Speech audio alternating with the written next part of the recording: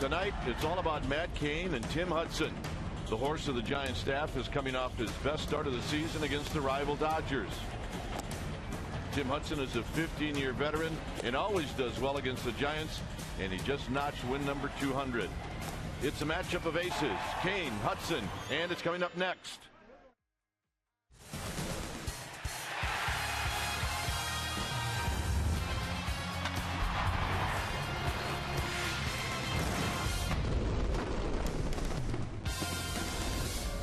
Another cool night at the Yard. It doesn't matter with Giants fans. They are filing into AT&T Park as we get ready for Game 2 of this 4-game series. Hi again, everybody. I'm Dwayne Kuiper. Alongside me is Mike Krukow. Well, a big win for the Braves last night. And tonight, Mike, it's really all about the two right-handers. And what do you like about this matchup? Well, Tim Hudson's always tough against the Giants, 8-4 lifetime. And you figure you have to lean on your low ball guys. And I think the guys who really you have to count on tonight are Angel Pagan, Hunter Pence, great lifetime numbers, and always Pablo Sandoval. He's a great low ball hitter. I think those are your keys tonight. And in regards to Matt Cain, you hope he picks up right where he left off, where he went 7 1/3 strong against the Dodgers his last outing. He, too, has a winning lifetime record against the Braves. So it figures to be a pretty good ball game. Yeah, it does. A cool night, maybe a low-scoring game, but who knows? All right, when we come back, Amy G is going to take a look at Matt Cain's first postseason start. It happened in 2010, and oh, by the way, it was against these Atlanta Braves. She'll take a look at that right after this.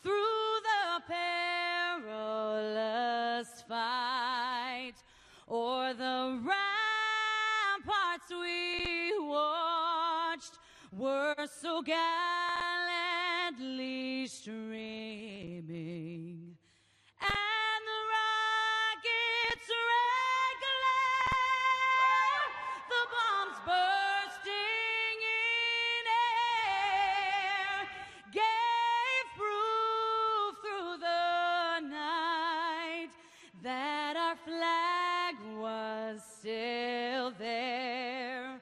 Oh, say does that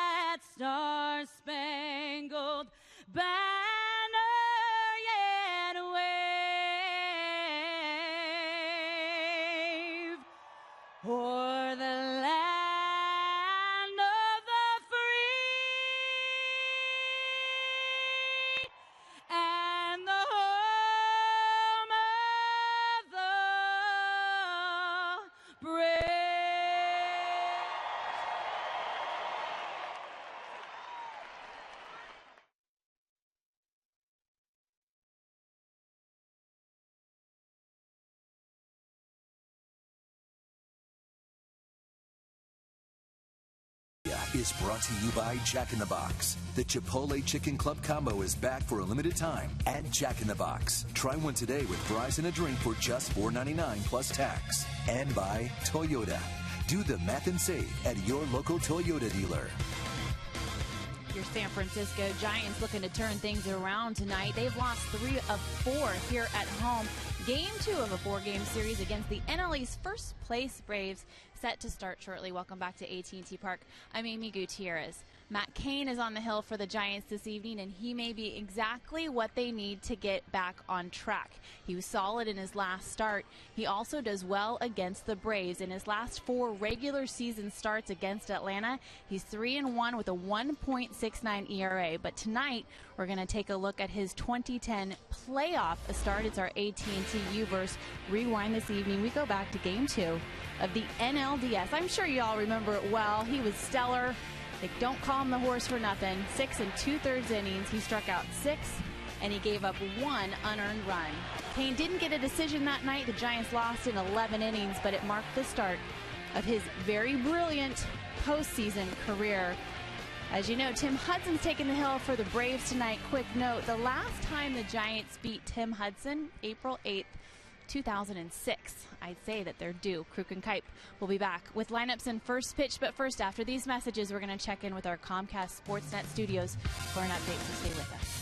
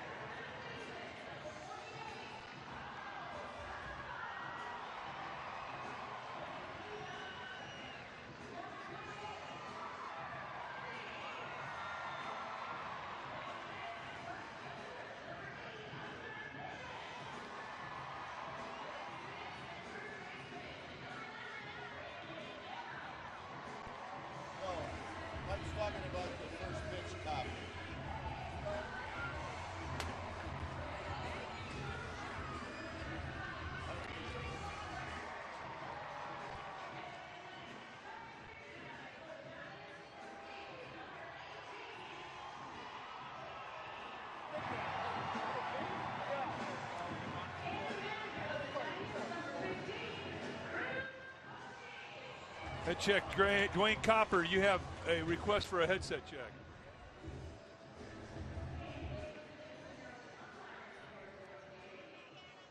Hello. Hey, Jeff. Testing 1, 2. Alrighty. Here's my.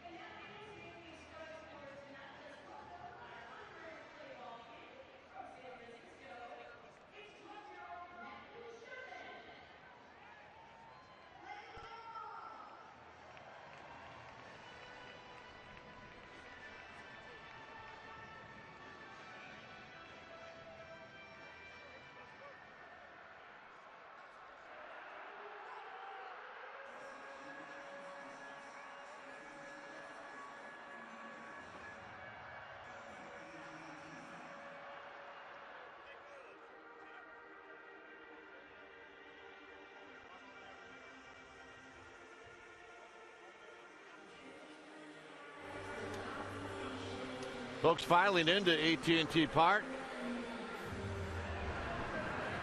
Our game time weather is presented by the Santa Cruz Beach Boardwalk. The admission-free boardwalk is open this weekend. 56 degrees here at the yard. You see where the humidity is. The winds are gusty tonight at 13 miles per hour.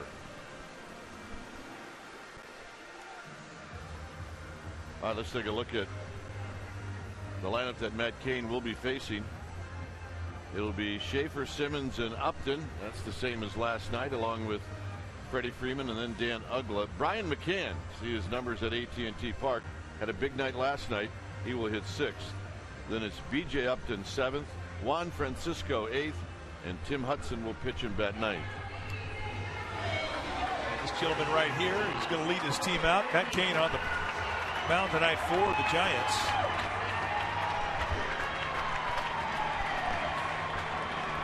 Cain, 6'3", 230-pounder, 28 years old, his 8th year at the big league level. See Brandon Crawford stretching out, getting ready. Let's take a look at the numbers for Cain. He's 3-2 lifetime against Atlanta. Did not face him last year. This year he is 1-2 with a 5.57 ERA, coming off one of his best starts of the year, 7 1/3 strong against the Dodgers. We allowed just a run. When you face him, you're going to see a fastball that's low 90s. He'll 2-seam and 4-seam the fastball. Got a slider, curveball, changeup. And he's a guy who, when he's right, can really pick apart that strike zone with that fastball and changeup combination. Oh, yeah, smile. Let's take a look at the defense that is playing behind Matt Cain tonight for the Giants, starting in the outfield from left to right. It's going to be Torres, Pagan, and Pence. That's your outfield. Crawford and Sandoval on the left side of the infield. Scudero and Bell on the right side. Buster Posey, he'll be in the squad, putting down the signs. The Giants try to get back even in this series with the Braves, who won Game 1 last night. Well, tonight's ceremonial first pitch celebrates the life of Lyndon Hines, a late Giants employee. Throwing out tonight's ceremonial first pitch in partnership with ARF and AT&T was Will Rye, Lyndon's nephew, who was also joined by Lyndon's niece and nephews Meg, Liam, and Keller. So nice, very nice gesture by the Giants in memory of Lyndon Hines. So here's Jordan Schaefer to lead things off. It'll be Schaefer, Simmons, in Upton. Braves winning last night by a score of 6-3. So here's the first pitch of the ball game, and it's down low. So we get started right on time.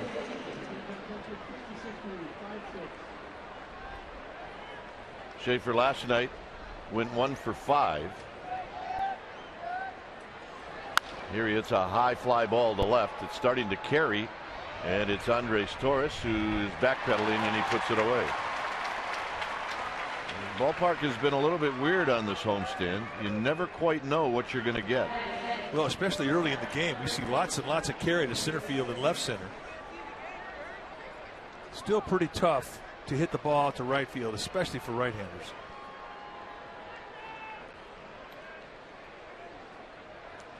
Andrelton Simmons. He's got a nice little 6-game hitting streak. He went 1 for 5 last night. Here he bounces this one to Crawford. Crawford charging, throwing, and from one shortstop to another, 2 down. Simmons doesn't look to be a guy that takes a lot of pitches. So here's Upton. Of all the hitters in this Braves lineup, Upton has the most history against Kane, and that you would expect.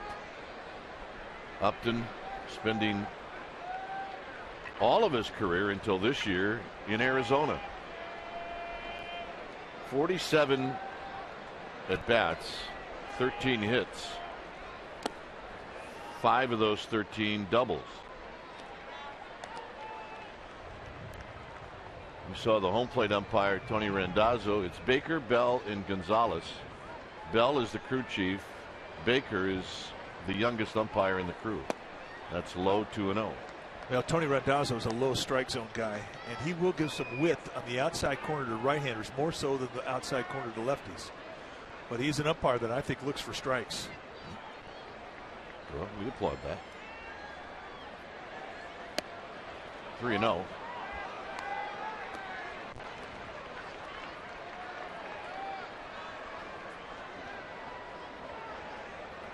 So Kane has to come in. Upton will have the green light. And the walk. So that's a 4-pitch walk, bringing Freddie Freeman to the plate. It didn't look like Kane wanted any part of it. Very careful on the outside corner. So here's Freeman. Freeman 1 for 5 last night. The Braves struck out 14 times last night. There's a swing and a miss.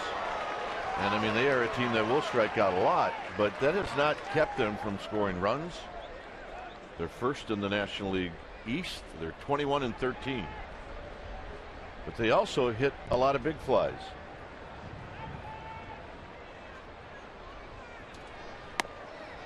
Kane comes back in tight with a fastball to even the count. It's a good day at the yard for father and son. Although that's a little bit of a conflict going here. Takes after his mother. Dad grew up watching TBS. That kid grew up watching Comcast Sportsnet. There you go.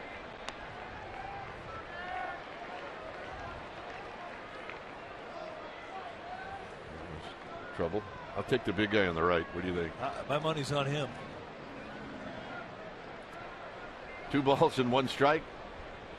Freeman bounces this one. Crawford will step on the bag as Kane tried to kick it and missed. And that's a good thing. Pagan, Scudero, Sandoval coming up.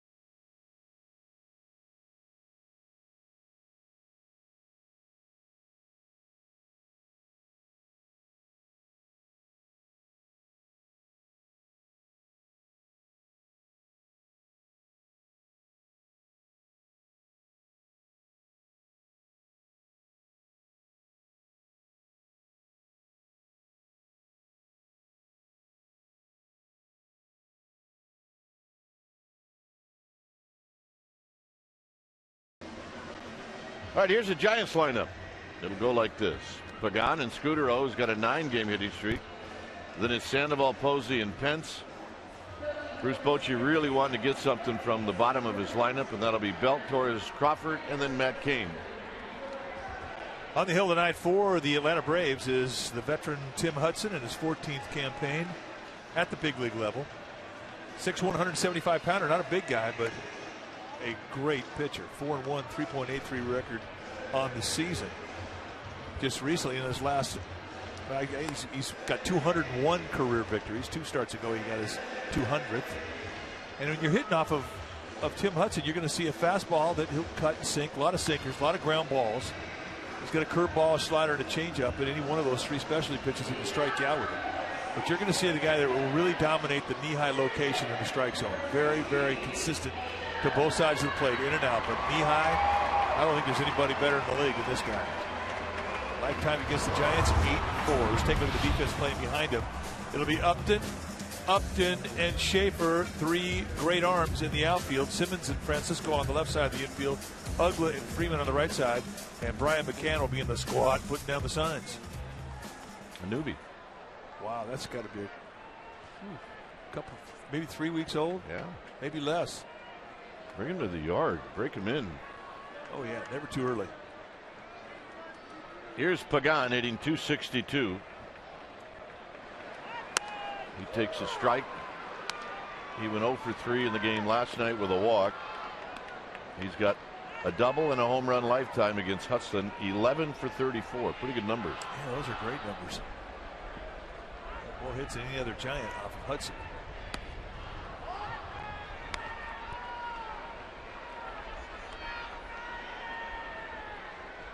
There you go. 6 weeks old. Kingston Perez, 6 weeks. All right. Congratulations, rookie. Yeah, where you been? It took you 6 weeks to get out here? Come on. Jimmy jacking around. You know, our ticket department isn't doing a good job at all. 1 ball and 2 strikes to Pagan. Well, congratulations, Mom and Dad. Yeah, you did good. You'll get a good night's sleep for 7 more months. In tight 2-2. They don't care. They are happy.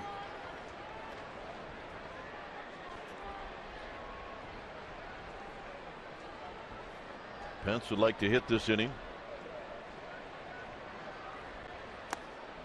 And now a full count. So Pagan gets it to 3-2.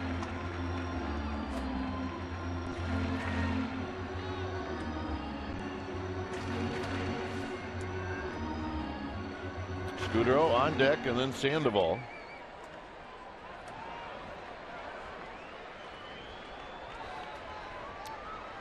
And Pagan hooks this one foul. That'll carry him out to Jordan Schaefer.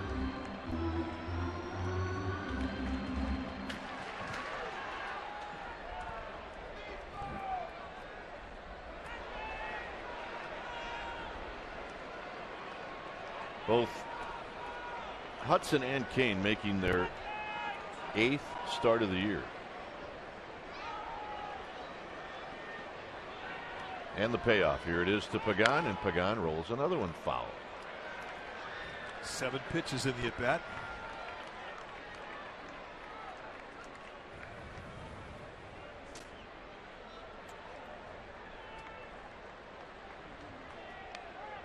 Outfield straight away.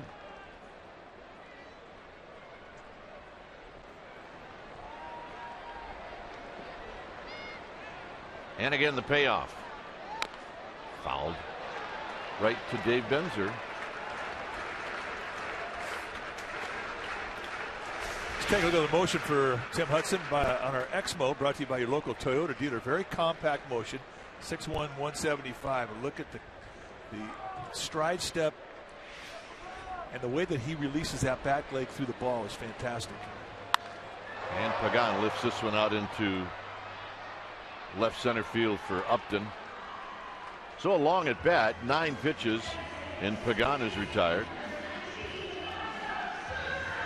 Yeah, We told you about the size of Hudson. He's not a big guy, 6'1", 175, but he really maximizes his strength with his motion, which gives him his velocity and his consistency of his velocity. Great mechanics.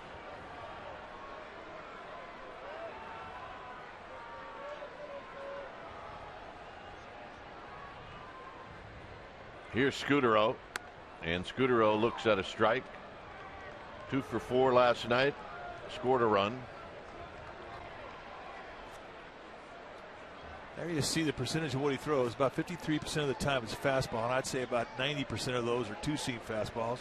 And everything else is pretty evenly distributed as to what's working. He's always been a guy that has great confidence in all of his stuff. And if he gets a good curveball on a particular day, he'll ride it. Some days he throws more changeups, more sliders. Just depends on what's working.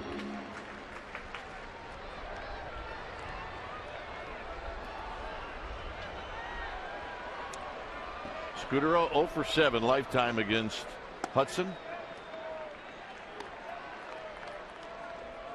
I'm sure these two guys were together in Oakland.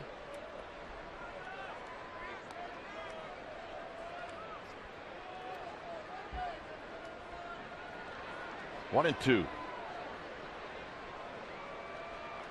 Scudero on the ground towards the hole. It'll be Simmons who throws out Scudero. And with 2 outs, here's Sandoval. I'm a little perplexed by Sandoval's numbers against Hudson. I would think that he would have pretty good numbers against him. Yeah, I mean, the 2 for 17 just does not equate, and I agree with you because Sandoval's a natural low ball hitter, and with Hudson, you're going to see a guy that is down around the knees all night. You would think that these two would be a perfect match. Interesting, though, in those 17 at-bats, he has never struck out Pablo Sandoval. Yeah.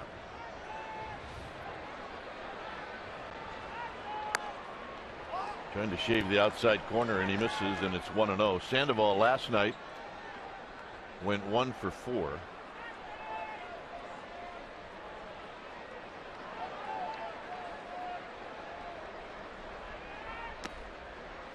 Well, Bruce Bochy around the batting cage today. Sandoval did that. Skipper asked him how he was doing. He said, "I'm in a bad mood." It's like, Sandoval's in a bad mood? Come on. Yeah, he said, "I'm in a bad mood." Hits this one on the ground, and Ugla will throw him out, and that'll end the inning.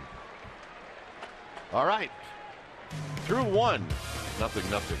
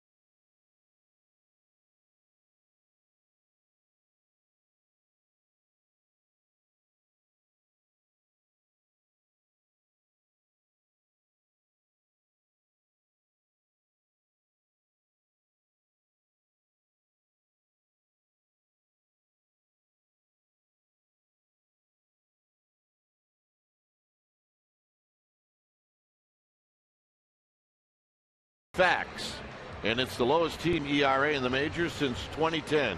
Who's on top? Well, it's the Giants, followed by the Braves, Phillies, Rays, and then the Oakland A's. How about that? And just by looking at that list, it looks like all 5 of those teams have won pretty consistently since 2010. It's all about the pitching. Here's Ugla. Strike to Ugla, hitting .212. 7 home runs, 12 RBIs. Dangerous. Yesterday it wasn't the hitting that hurt the Giants with Ugla, it was the walks. And there's another strike. And it's also very odd to see a right-handed hitter get the overshift. And Scudero is playing on the other side of second base. Well, he's hot. Saw the numbers. He's always been streaky, and when he gets into a hot streak, that's when he puts up lots of home runs. Hit 370 in this little streak that he's running on right now. And he's gone. All right, let's check in with Amy G. I think she's wearing orange. Absolutely. Wouldn't think otherwise on Orange Friday. An update for fans on Santiago Casilla. He's not available again this evening. He feels about the same with that cyst in his knee. But, fellas, he is receiving a new knee brace tomorrow, and Bruce Bochy hopes that he will then be available out of the pen. He wore one last year with a similar problem with that cyst, and it did him well. So they think it might help out, guys. All right, thanks, Amy. The orange looks great. And here's Brian McCann. Good two-seam fastball tonight. Kane's throwing it a lot.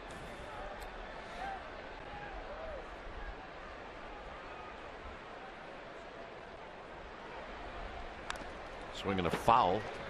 It's a nice 2-pitch sequence. Fastball, you come back, same arm action, you change up. This is last night. They set up in the outside corner. Vogelsong did not get that location where he wanted it. This is the result.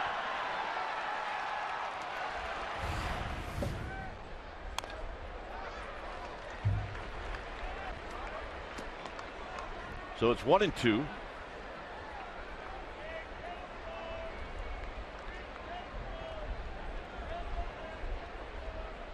With B.J. Upton on deck. Look out. Off of Matt Cain. Can Cain scramble and get it? And they got him! Well, that was solid, too. He got hit hard. Cain got dinged good. He's waving off Bruce Bochy. He said he was all right, but that's going to be one that stays with him for a while. That's a great play. Indeed it is. He should get 2 assists on this one. Right in the right thigh. And watch the play. He has to go around him, a little shovel, and give Brandon Bell a lot of credit for going with him on that side to give himself a target. Are you sure it was the thigh and not hit him in the side?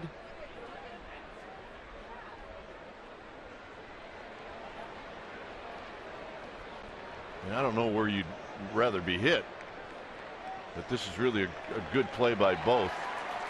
That's as good a play as you're going to see, especially under the circumstances. You take a bullet on the side, and I'm not sure. I thought it was the thigh, but perhaps it was higher.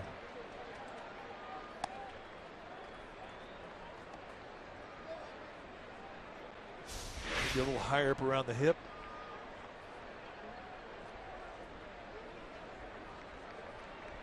Is that hurt there? All right, so we have location. Well, if you're going to get a bullet, I guess that's as good a place as any. You should be able to pull a Sharpie out of your pocket and circle the spot that it hit you. I mean, you got to have something to show for it other than a great play. Oh, he's going to have something to show for it. There'll be a nice bruise there for about the next month. But we can't see it.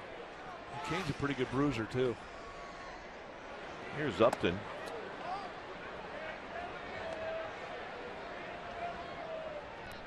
Upton hitting 157, but like Ugla, dangerous.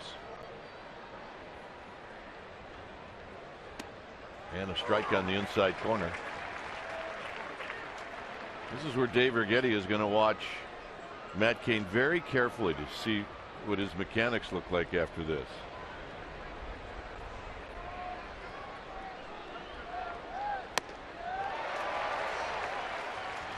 It almost looks like he's giving a little bit after he releases the ball.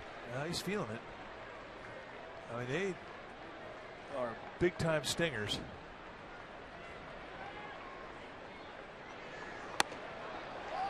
You know, and the other thing too is that you get a little shock that goes with it. Now, this is 2 pitches ago. It looks like he's getting plenty of drive off that back leg. He's pretty free.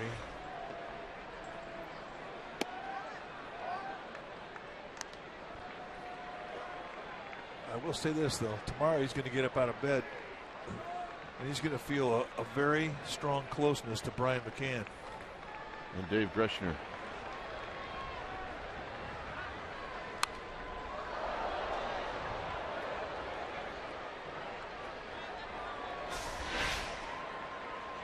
High leg kick, watch the foot start to drop, and now the knee breaks in the backside, and here comes the power off the hip, and I don't see anything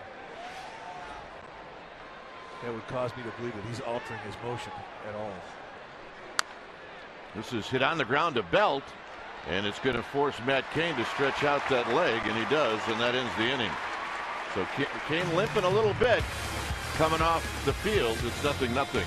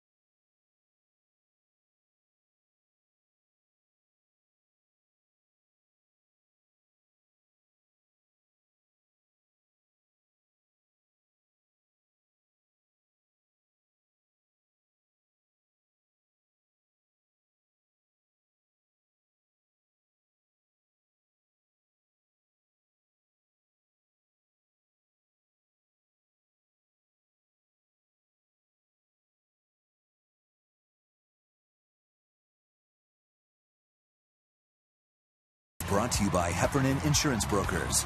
Insurance and financial services for you and your business. Visit hefins.com. Well, the Washington Nationals are coming to San Francisco, and they're going to make their only visit to AT&T Park next homestand, May 20th through the 22nd. And you can get tickets for all 3 of those games. There's 2 7:15 games, the 20th and 21st. And May 22nd is a 12:45 midweek game. Go to sfgiants.com. Here's Posey facing Hudson. No score. And Posey takes a strike. Just knee-high paint, one pitch after another. Uncanny command of the knee-high location on both sides. That has always been a strength of Tim Hudson.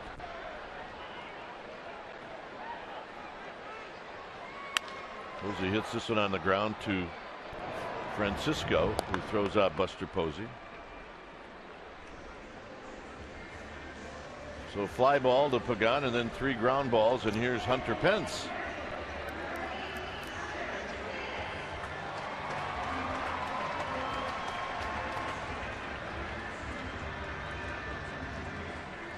Pence 0 for 4 last night, but you can see he's had a good month. He's hitting .344 in the month of May.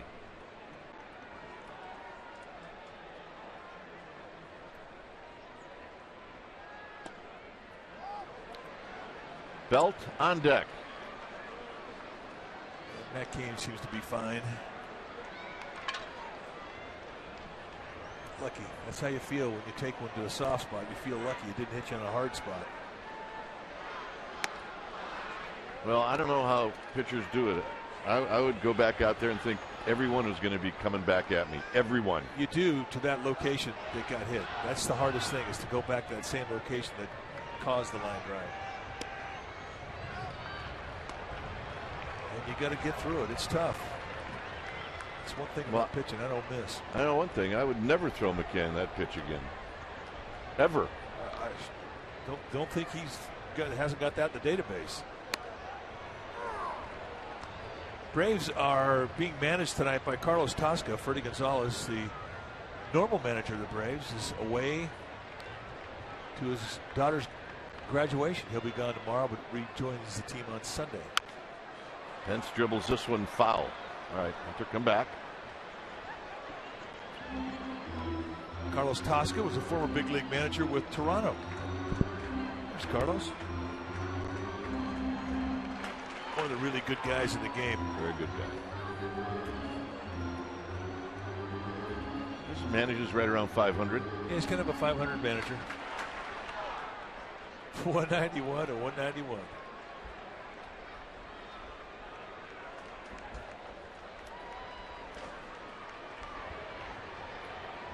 Three and two to Pence. And Pence tops this one to Francisco. His throw is in the dirt. And a nice dig out by Freddie Freeman. Well, the NBC Bay Area Investigative Unit, led by Tony Kowaleski. Who are they? Well, they're an award-winning team of 14 journalists dedicated to holding the powerful accountable. The Investigative Unit on NBC Bay Area. We investigate. All right, guy brought his gamer, and he brought his glove. Well said.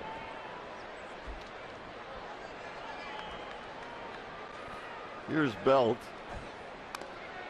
Belt fouls it to the backstop. All right, Francisco making some friends. Easy. Well, he's got a beer going. Well, he caused her to spill a couple of drops. Be a little upset about that. Foul back, 0-2.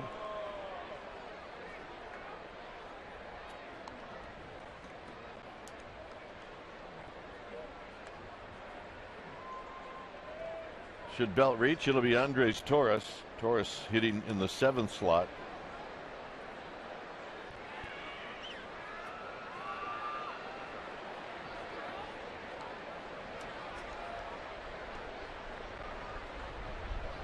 And Belt fouls it out of play. You know, we've watched Tim Hudson develop as a pitcher over the years, and was he one of those guys that had to change and do some things differently, or has he pretty much stayed the same? He's been pretty much the same guy. I mean, he's picked up a profound knowledge of how to get swing types out. I mean, you can't help that. You pitch for as long as he has. I mean, you're going to learn that about your opponents. So he hasn't really had to reinvent himself after a couple of surgeries. No, I mean, he's always had a base sinker, which has had a good high velocity, a good changeup to throw off of it, and breaking balls that are very quick that he can command. I mean, he really established himself quickly when he got to the big leagues. And he strikes out Belt for his first strikeout, and that'll end the inning. We will head to inning number 3, no score.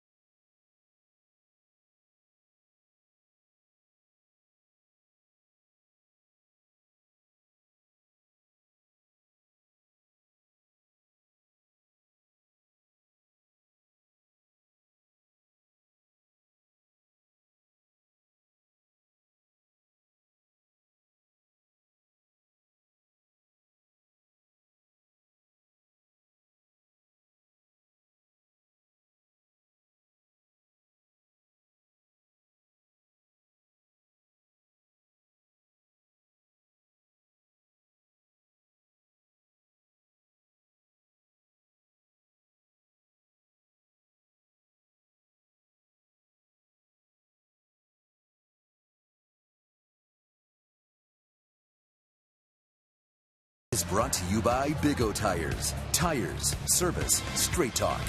Big O Tires, the team you trust. Well, for years, StubHub has been the place to find great Giants tickets. Find great seats for this weekend's games here against the Braves. And this season, you can get more with your ticket thanks to StubHub Fan Rewards. Get to StubHub and grab your seats today.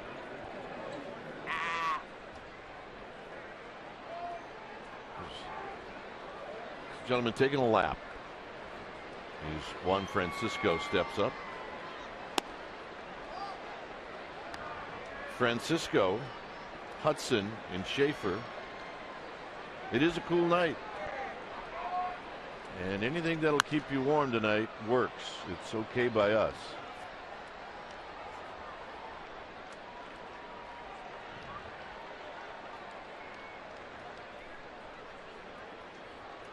Oh, yeah, she's bundled up nice and warm.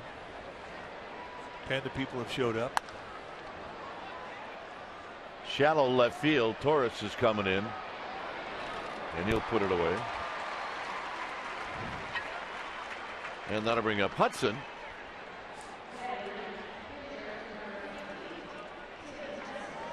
Hudson can hit a little bit. He's 6 for 16 this year.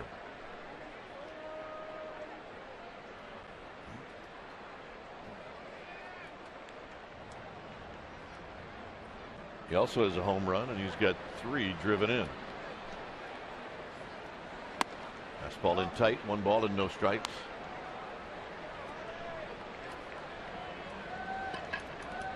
Mentioned the Braves being 21-13. The Giants are 20-15. There's a swing and a miss. Hudson, when he won his 200th game a couple starts ago, in that game, he hit a home run to right field. Come on. In Atlanta. He's not going to do it here. No. It's One almost and two. Impossible for a right-hander to hit a ball out of this ballpark to right field. You get about 3 a year.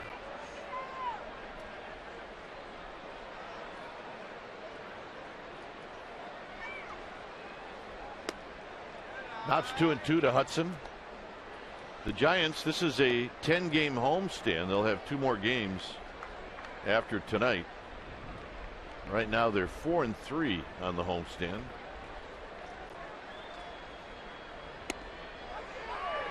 Got him. I think Hudson would like to say, I want that pitch too. Oh, he's going to get it.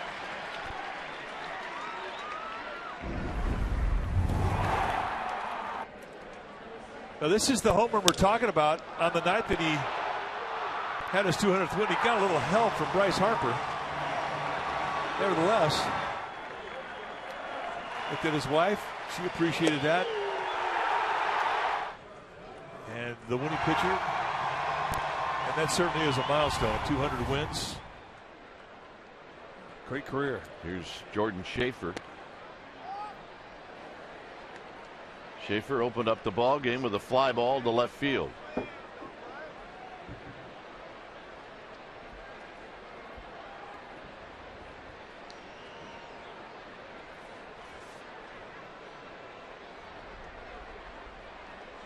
Here he takes low and in, 2-0. Cargo ships that have to get underneath the Bay Bridge.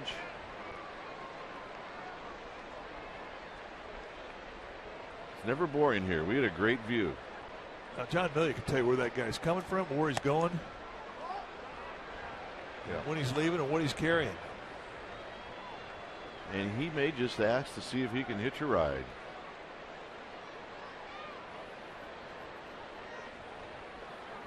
The YM mutuality. There's a strike to Schaefer. From Monrovia.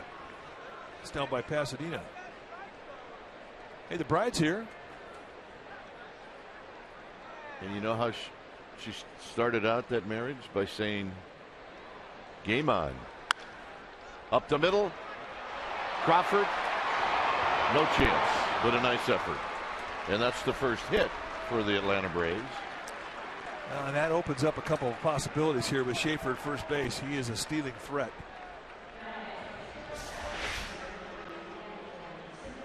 Well, this is a nice play just to stop the ball. But with the speed of Schaefer, you're just not going to have the time to get off a throw. I don't care how strong your arm is. He has got it going. Great speed. That's 4-1 speed from the left side, and he had a pretty full backswing, too. Took him a while to get out of the box. Here's Simmons. Simmons bounced out to Crawford on one pitch in the first inning.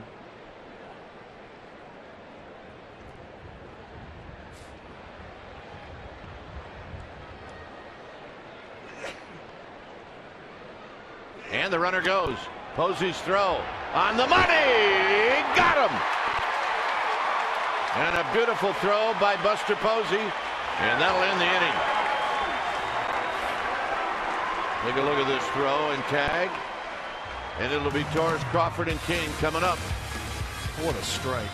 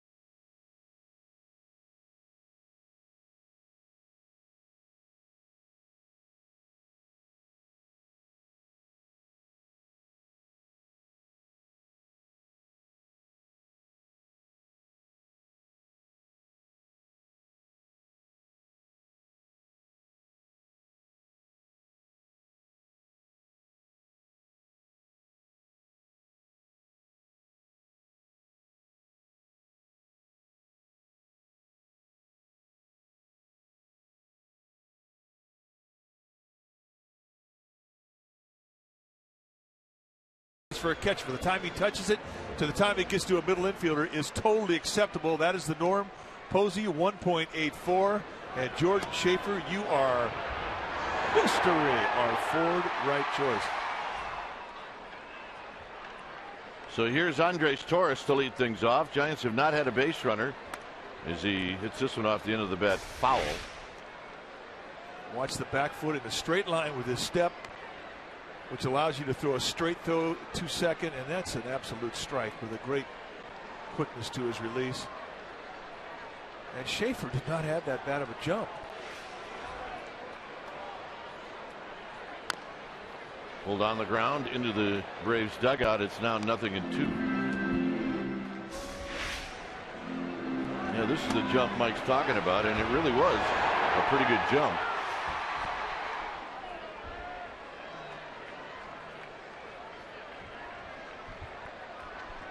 And the 0-2 pitch to Torres is a swing and a miss. He got him. Back foot slider. Schaefer, the kind of player that likes to get dirty.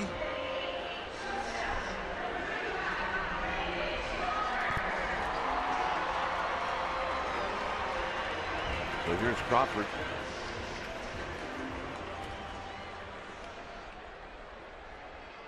Crawford hitting .252.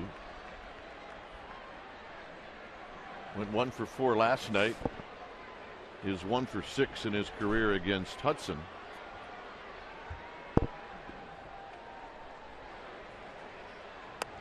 And here he takes low with Matt Cain on deck. Giants trying to get Hudson in the stretch. Hasn't been in it tonight. There's a line drive in the left field, and there's a base hit. First hit, first base runner for the Giants.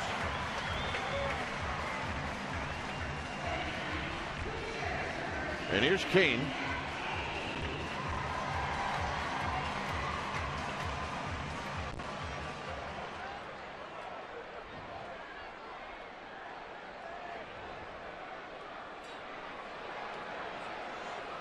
So Kane's got one job, and that's get Crawford into scoring position. Or I guess you could say, or hit one out. There's the bunt. And the only play is to Uggla at first. And it goes 1-4. We talked about the guy that's got the most hits lifetime against Tim Hudson is Angel Pagan, and now he's going to have a chance with a runner in score position to add on to his hit total. And one thing about Hudson, I mean, he's a smart pitcher, but he's also stubborn. There's not a guy that he doesn't think he can get out, and he doesn't always use an open base, even with a guy who's got pretty good history.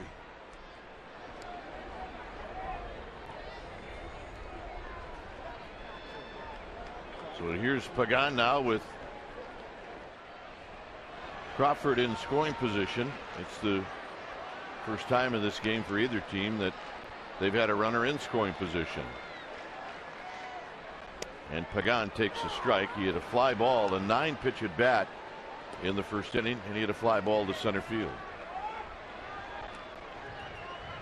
Nice quality curveball to steal strike one.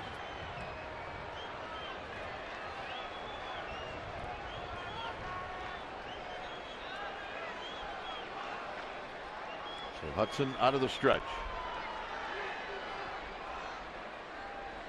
And that's outside to Pagan. 1 ball and 1 strike.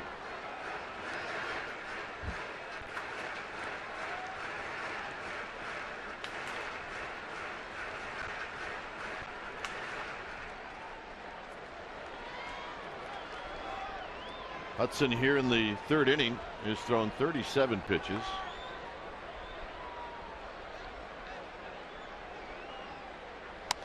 And it's high, 2-1.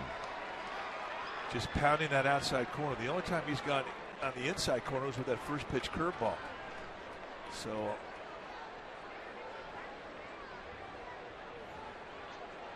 he has not gone hard stuff in at all in this sequence.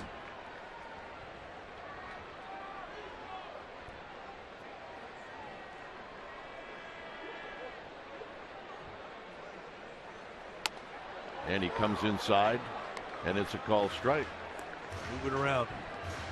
That's what he does so well. Mixed speeds, mixed movement, in and out. For a guy that is consistently around the knees, he doesn't throw the elevator fastball very often, but he will. He'll change sidelines, but not a lot.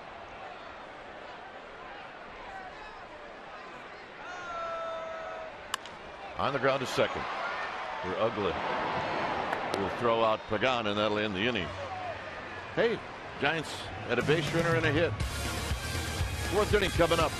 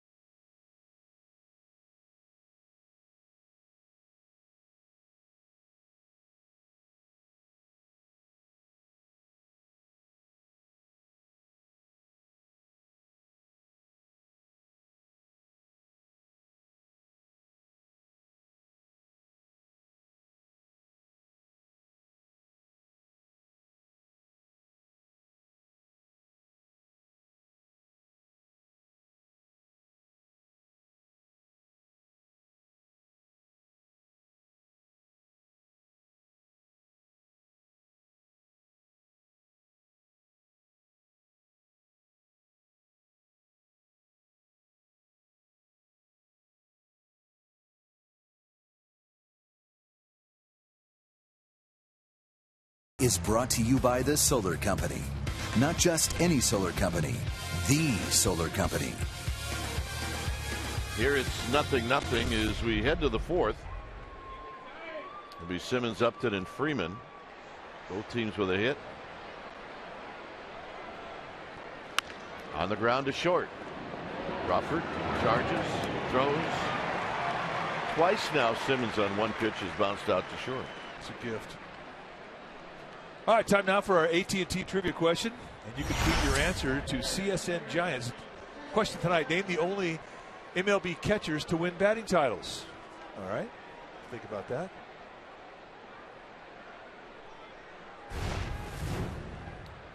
Here's Upton taking his time getting into the box. Kane has been ready for about what seems like 5 minutes.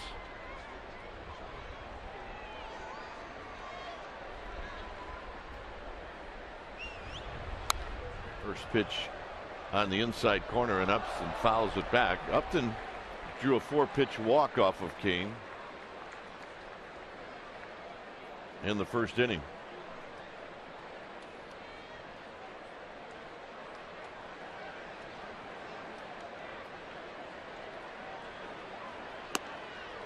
Oh, and 2. That's one as a power hitter. You kind of step out and regroup thinking, what just happened there? Yeah, I want that one back. Oh, he's going to come back to the dugout and say, how fast was that fastball? Let's say 91. He'll say, no way. And that's the beauty of Kane's fastball. It gets on you quick. And it has everything to do with his arm action. It just seems faster. You may go up there thinking 91, and all of a sudden he'll throw you 91, but because of the arm action, it seems like 95.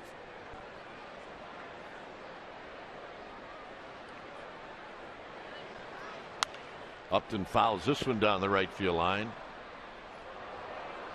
and out of play.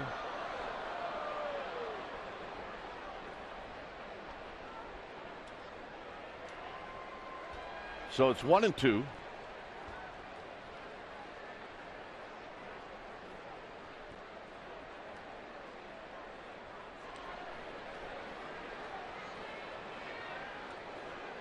And that's driven down the right field line. It's going to be tough, and it's a foul ball. And that could have been fouled by more than 5 inches.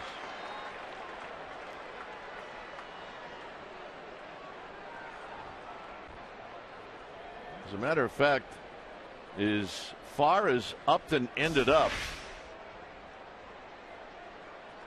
you have to believe that he thought that it was going to be fair all the way. Well, Jordan Baker making the call, and it's the correct call, but watch the folks up in the Virgin America loft. They are psyched because they got a souvenir. Yep. You don't get many up there. All right, pitchers, pose. That's great. Foul balls are not boring. Another 1-2. Very close, but Upton holds up. 2 balls, 2 strikes.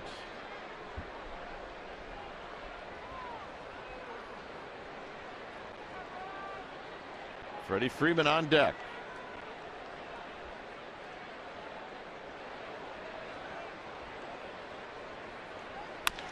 On the ground, Crawford on the backhand. Quick release, 2 down. Nice play. Now, the thing that is impressive is always the exchange. And even guys with speed, they're just no match for the quick release. I mean, he gets to his back foot so quickly. Watch him plant on the right foot, and that's it. No stutter step, just a stride and go get him. And that's a strong set of legs and a strong arm. Plant, exchange, go. All very smoothly, and nice job. Scudero will wait for Belt to get to the bag, and a nice inning for Kane. 3 ground balls. It remains 0-0. Scudero will lead things off.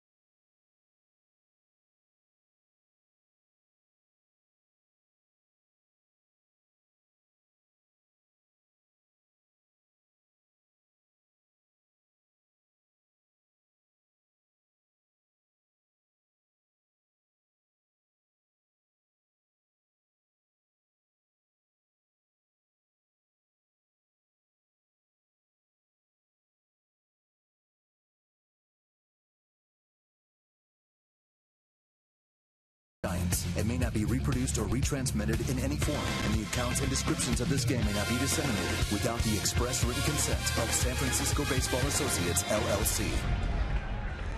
All right, let's ask and answer our AT&T trivia question. Name the only MLB catchers to win the batting title. Our survey said, well, Bubbles Hargrave did it, Ernie Lombardi, Joe Mauer, and Buster Posey. How about that? Lombardi twice, Mauer 3 times. Here's Scudero, who bounced out to short. He takes down low. Sandoval and then Posey. Home half of the 4th inning here at AT&T Park. Chilly night. Except Bubbles. Bubbles.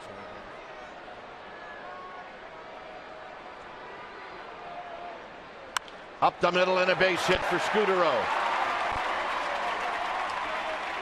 All right, let's check in with Amy G. Amy? All right, guys, the Giants Community Fund and the Giants' wives, they've joined forces to raise money for the victims of the recent victims of the Boston and Texas tragedies. You can go tonight to the community clubhouse and purchase mystery autographed baseballs, guys. And if you can't come to the game, visit jrgiants.org.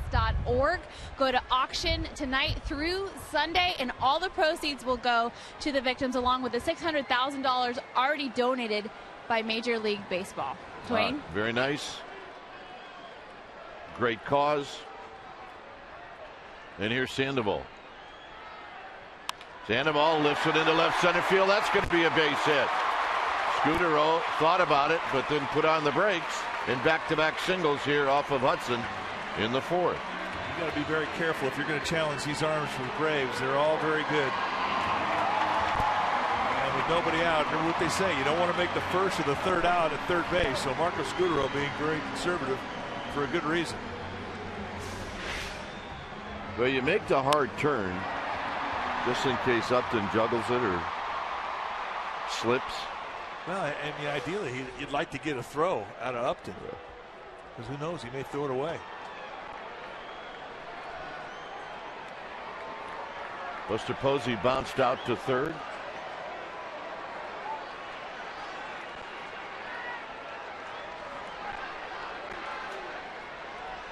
Here he takes low and away.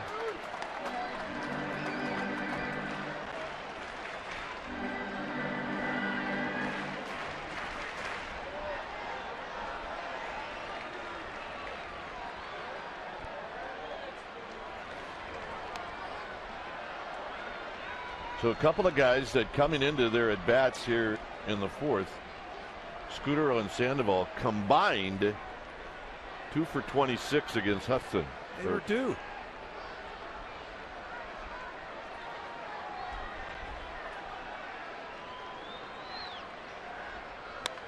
And that's off the end of the bat, foul down the right field line.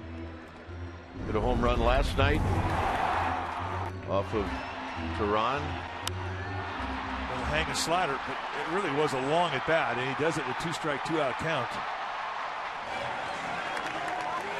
Homer number 5 for Posey. And they go out to kind of remind you of how Matt Williams used to hit him out.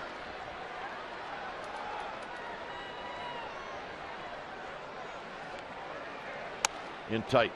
2 balls and 1 strike.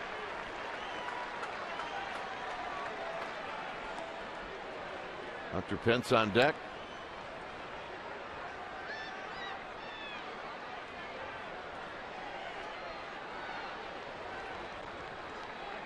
Scudero at second, Sandoval at first.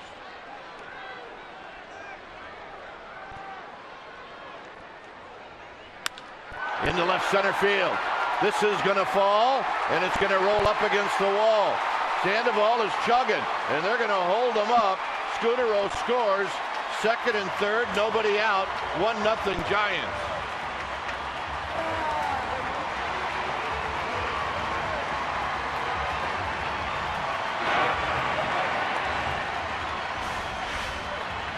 They set him in the outside corner, and this has got hang time right over the middle.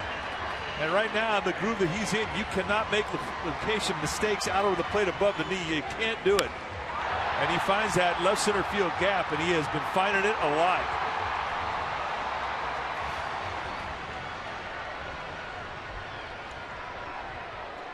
The Giants have it set up to go large in this inning. 3 straight hits. Here's Pence. Pence bounced out to third in the second.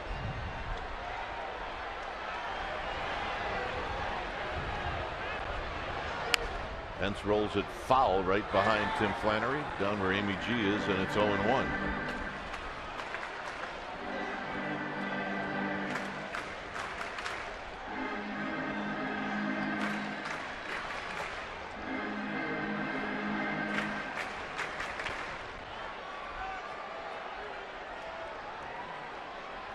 Sandoval at third, Posey at second.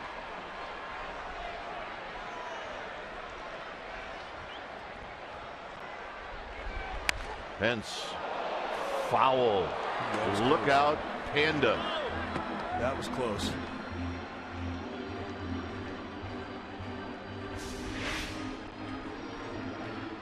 Now, if it hits Sandoval in foul territory, if he's standing in foul territory, it's a foul ball. If he's in fair territory, he's out.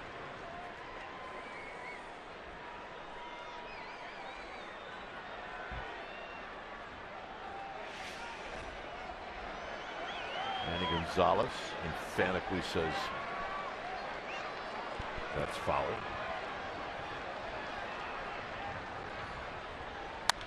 Out of play. I tried to elevate sidelines there in the 0-2 count. You can tell this is a strikeout situation. And Hudson does not elevate often, but this is one of those times that he will when he needs a strikeout. Especially since he knows that Hunter Pence is a low ball hitter. He's proven that over the years. Pence with good numbers lifetime against Hudson coming into tonight's ball game, hitting 389 before this game began. So Hudson knows where the hot spots are.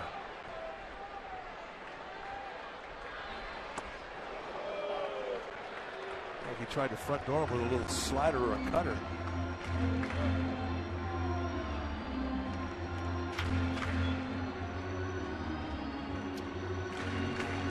So it stays 1-2 to Hunter Pence. A run in. And right now Hudson trying to limit the damage.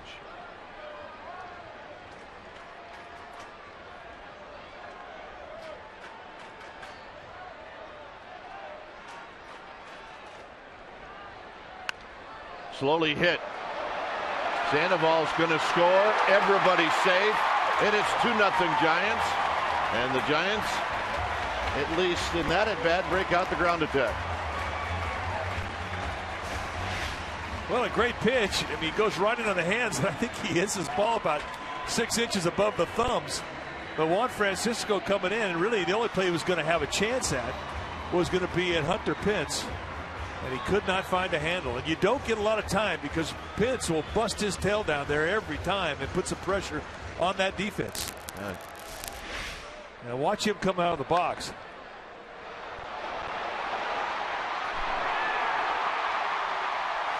So here's Belt. And that's 4 flat from the right side. That's flying.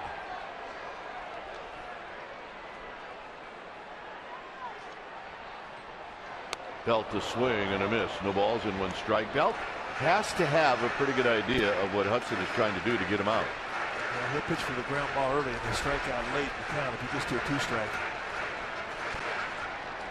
But for Belt, you've got to think about getting something up.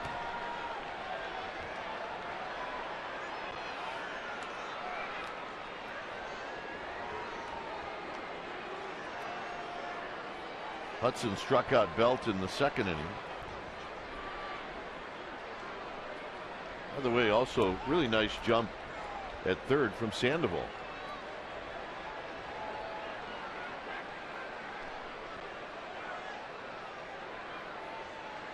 You think it helps on a play like that when you have a runner at third base, Sandoval, a third baseman, and all of a sudden a swinging bunt comes his way that because he is a third baseman, he might get a better jump than other guys? Yeah, absolutely. Because his jump was perfect.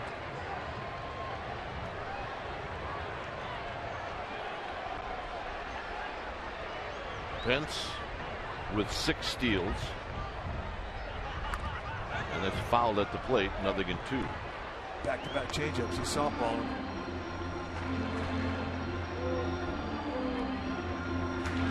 for a young hitter like Belt. You got to figure that a high fastball is coming pretty soon.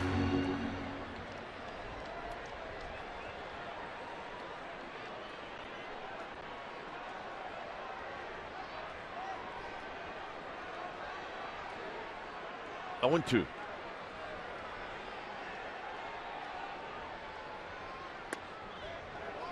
Back foot slider. So that's been the hardest pitch that he's thrown in this 3-pitch sequence. 2 changeups and a back foot slider. So he still has not tried to elevate with the fastball.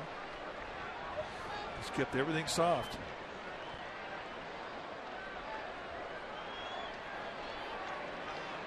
And this may be your high fastball right here.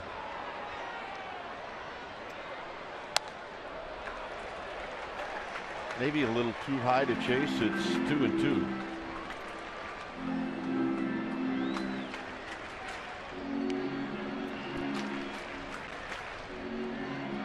.56 pitches now for Hudson, with Andres Torres watching from on deck.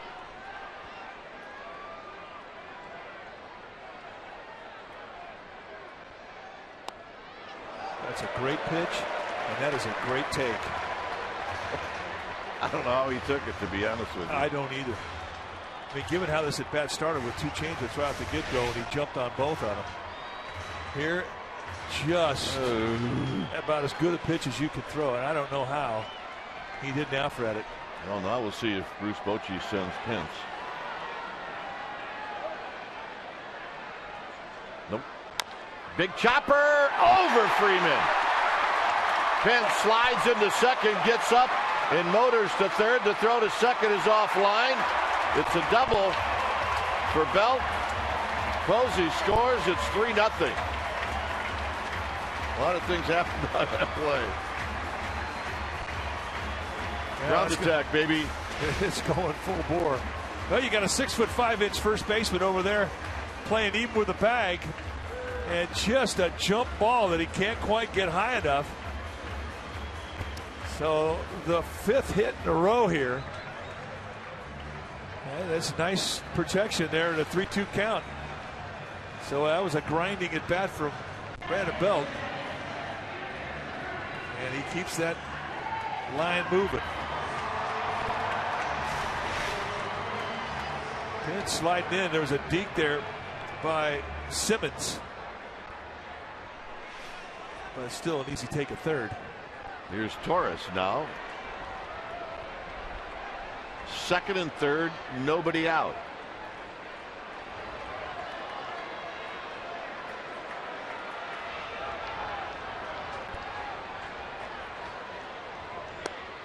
Outside to Torres.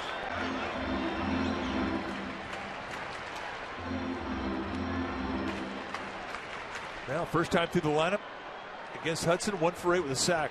Second time, 5 for 6, 2 doubles. They've got 3 runs on the board, and they're set up to go even larger.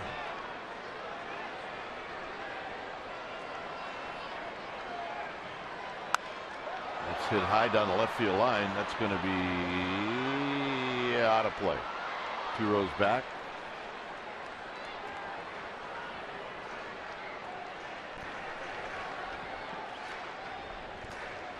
Torres struck out in the third.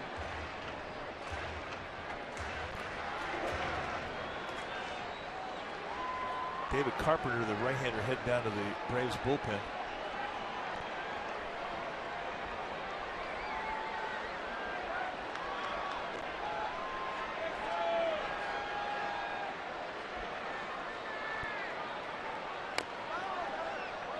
Into the Braves dugout, 1-2. Hunter Pence is at third. Belt is at second. This is how the inning has gone. Scudero a single, Sandoval a single, Posey a double, Pence an infield hit, and Belt a high chopper over Freeman for a double. It's 5 straight hits.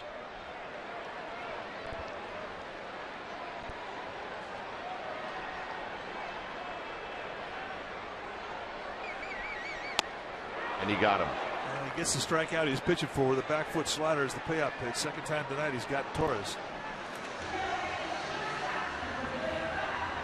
And with the amount of ground balls that Hudson can throw, Braves are going to walk Brandon Crawford. Set the force up.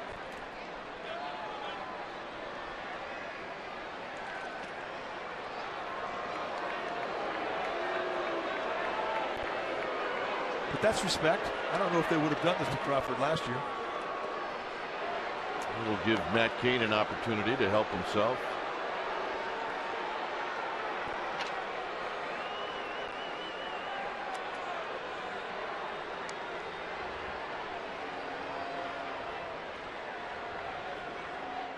Crawford, by the way, lined a single in the left field in the third. So here's Cain. Cain with a sacrifice bunt in the third.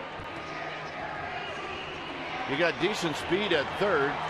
Not always a play you'll see a lot. Maybe a push bunt to try to get that run in from third. There is a force play at home. Well, I think it's a great play. I mean, you've got good speed with Pence at third base. And even if you just give up an out, nobody scores, you keep the bases loaded and stay out of double play for Pagan, who's had good lifetime numbers against Hudson.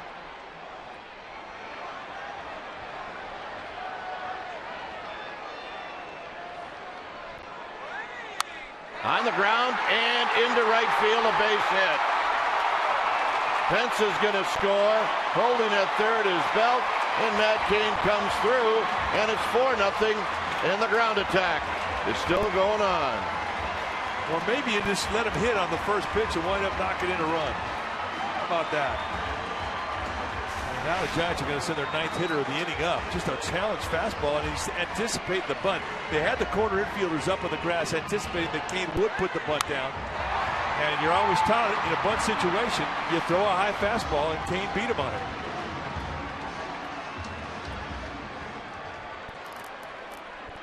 So here's Pagan. By the way, that's the first hit of the year for Cain. Also the first RBI of the year for Cain.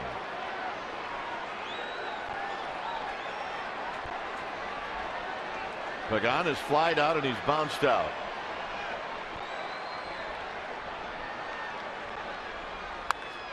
And that's high and far and foul. And wet. I know it's a foul ball, but when it goes in the water, this place lights up. I don't care, fair, foul.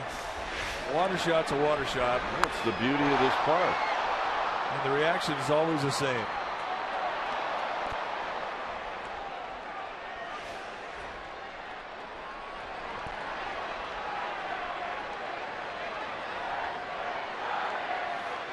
So the 0-1 to Pagan, and it's low, 1 ball and 1 strike.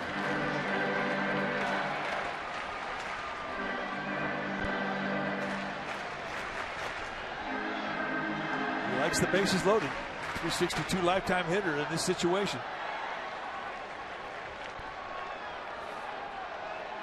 Also has got some ownage on Hudson in his career. Big chopper foul, and it's now 1-2.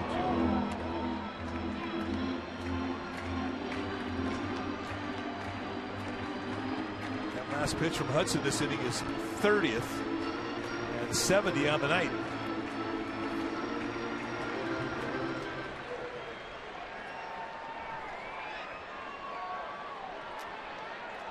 Belt, Crawford, and Cain are your base runners.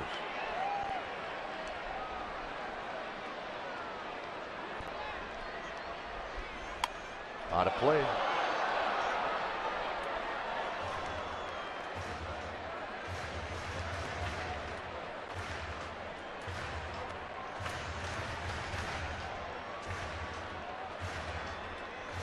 So Hudson now on the mound rubbing up a new baseball.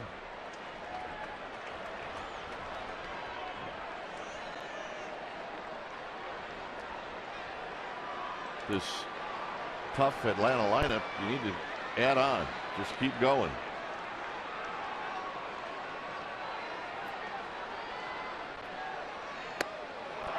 And Pagan is out swinging on a pitch down and in. Back foot slider, same pitch he got Torres on.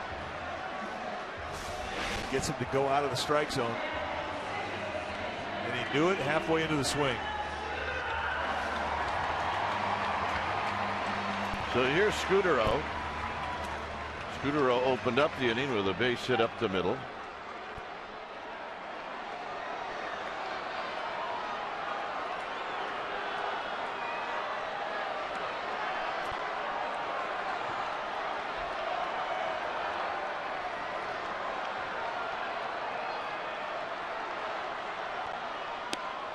And he picks that pitch low. Hudson wanted it. 1 ball and no strikes. You know, you get 34 pitches into an inning. You want everything. You could throw a 4-hopper up there and one and call a strike.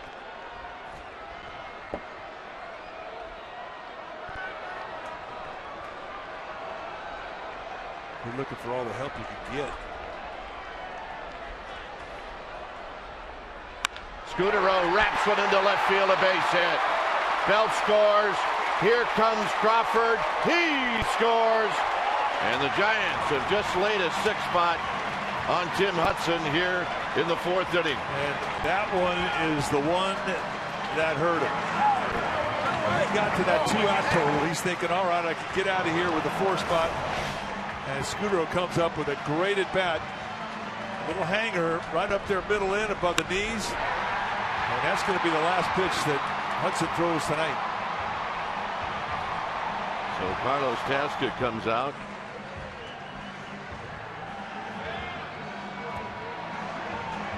When it's time for a change, think Speedy Oil Change and Tune-Up. Your oil change tune-up and smog experts. We'll be back.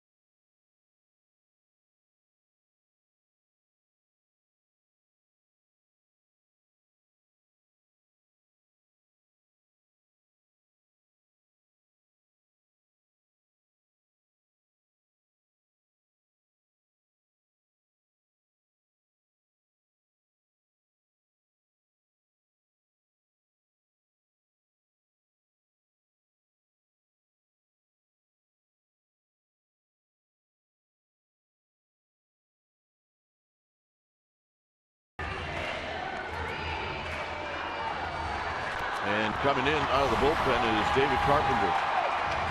David Carpenter, new pitcher, just recalled from their AAA associate or affiliate, Gwinnett. These are his career totals. 1-5 with a 1 save and a 5.7 ERA. He's got a fastball that'll go low to mid-90s with a hard slider. Not his first big league team he's been up with. He's been with Houston and Toronto. Sandoval singled in this inning. Now he's at the plate with runners at first and second. And this is slowly hit near the bag. Uggla's got it, juggles it, throws, and they get Sandoval, and that'll end the inning. 6 runs for the Giants here in the 4th. We'll head to the 5th. 6-0 San Francisco.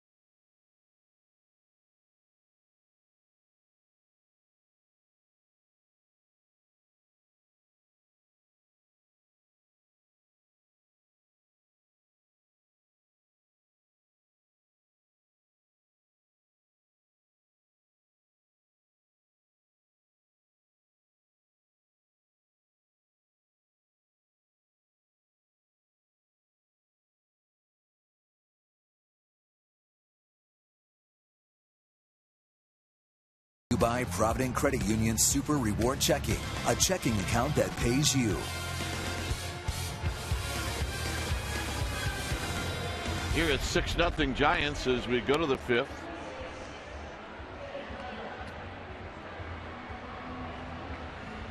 Hot chocolate time. Oh, yeah.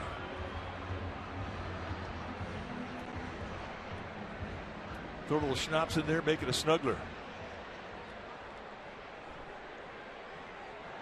That's pretty good, I got to tell you. Anything hot right now tastes pretty good, sounds pretty good. Here's Ugla, McCann, and then Upton.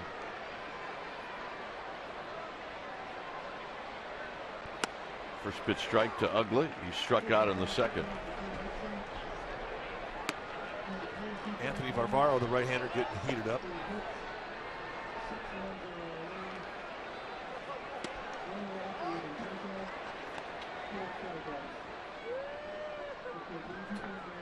One and one to Ugla.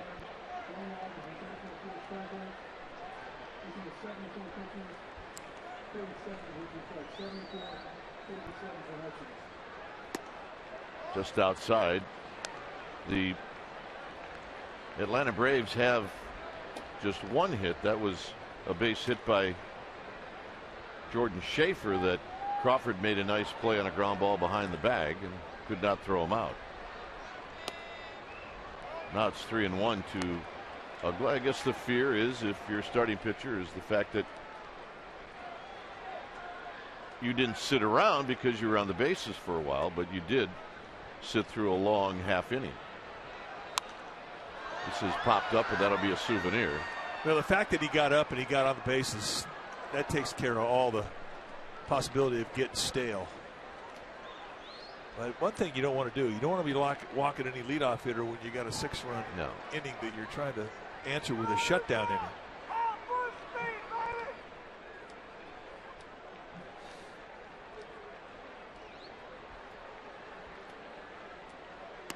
And he walks Ugla, his second walk. We'll get up to the minute. The minute you're up with Today in the Bay. See breaking news, your weather forecast, and real-time traffic. Watch Today in the Bay weekday starting at 4:30 a.m. on NBC Bay Area.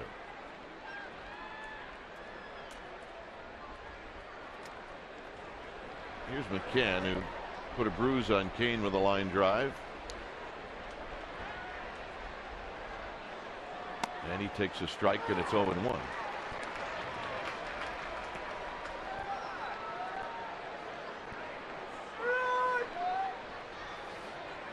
On deck is B.J. Upton.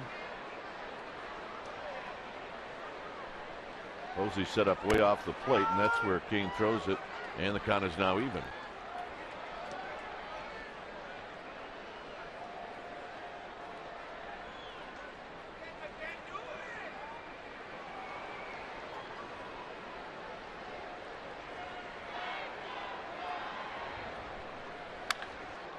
Foul past Terry Pendleton. This was the bruise we're talking about. Take a look at this shot that hit off of Kane. Yeah, it was no cheapie. I mean, he's going to feel this for a while. That was a stinger. You can almost hear the bone as it hit in the hip. Just. That's the play of the game. Well, maybe the play of the year. 2-2 on the high fastball.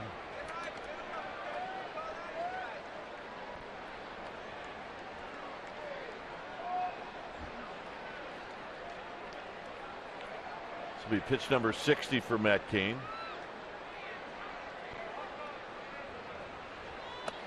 And it's now 3-2. Another 3-ball count here. You know, and maybe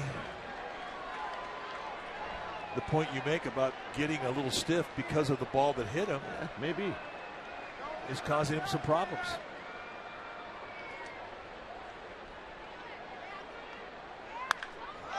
High and deep to right, and McCann hits one out again, and it's 6-2.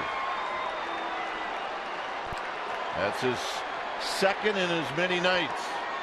And it was almost in the exact spot that he hit the ball out last night. Down and in. They set up away. It goes down and in a similar situation, almost to the exact location we saw last night happen. They set up away with Vogelsong, and he missed the location in. And he hits it out. This one, was that a pure water shot? I don't know. Here's Upton. Upton drives one into center field. Pagan got a good jump.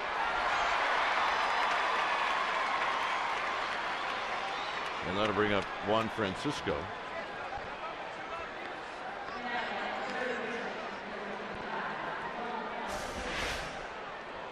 Let's see. Did it make the water? I'm saying that's a water shot. As well. It almost hit the guy in the kayak.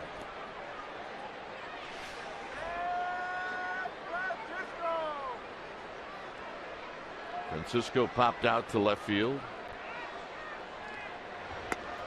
Here he takes low, 1 ball and no strikes.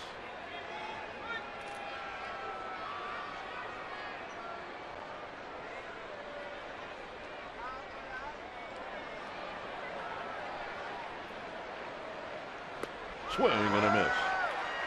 And that evens the count.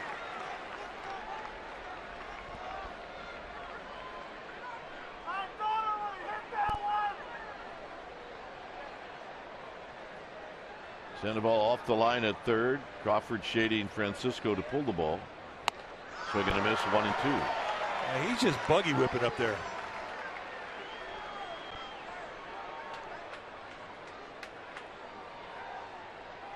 A lot of movement in that box from Juan Francisco.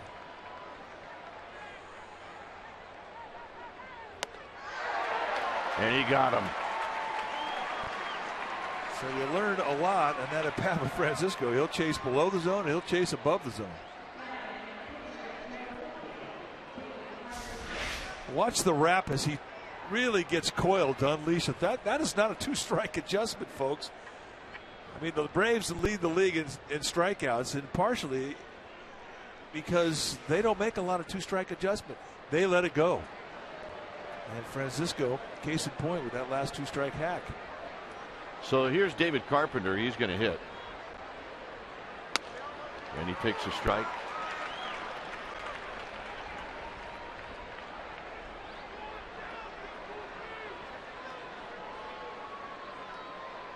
Carpenter, lifetime 500 hitter. Yeah, that's a pretty good swing right there. I think he's got a little more control in the swing than Juan Francisco, to be honest with you. I mean, he's bailing big time, doesn't have a lot of outside coverage, but still.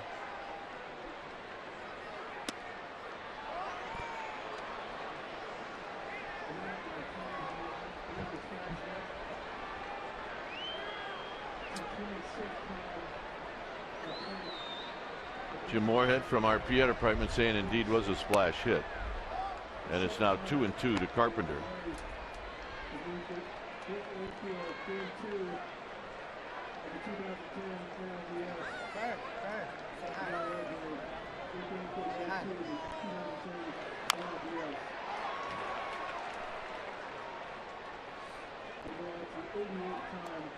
So it's 2 and 2 to Carpenter. 2 runs in here in the 5th. Matt Cain could not come up with that shutdown inning.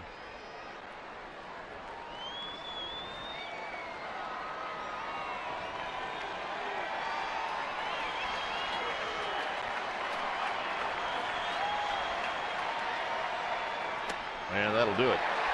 So Carpenter strikes out. McCann with a 2-run home run. It's Posey to lead things off.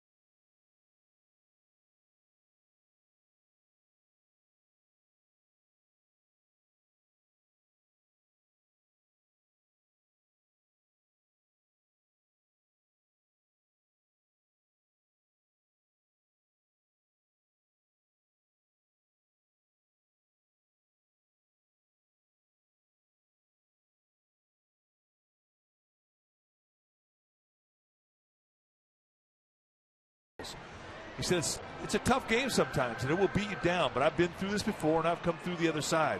I came through it after 13 years. I came through it after August of 2011, and I came through it after August and September 2012, and I'll come through it again this year, and nobody in that clubhouse doubts it. I believe him. Well, he's close, and he knows he's close.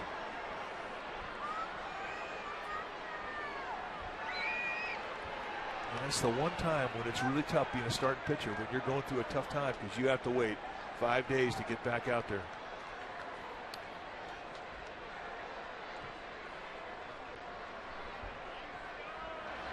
Here's Buster Posey, who takes a call strike. Well, she's turning 29 today, but her heart belongs to number 28. Well, happy birthday, Gamer Babes. Here to have a good time. Buster Posey with a double in the fourth inning that knocked in a run. That RBI for Buster Posey, number 22. Make that number 23.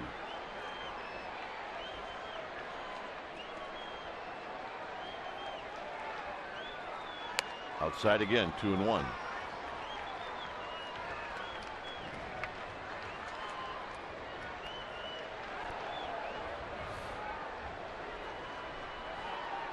Pence to follow.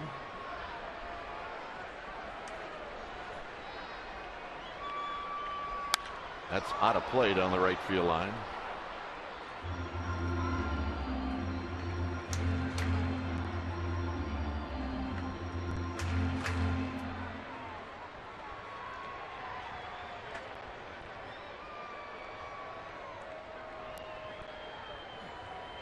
Oh, yeah.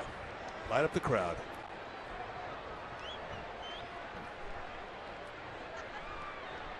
Psyched. Yeah, we're looking at the media guide in regards to David Carpenter. He's a converted catcher. He was in college at West Virginia. He led the team in home runs. Had 7, 38 RBIs, hit over 300. He could hit. Low, 3-2. That explains that swing.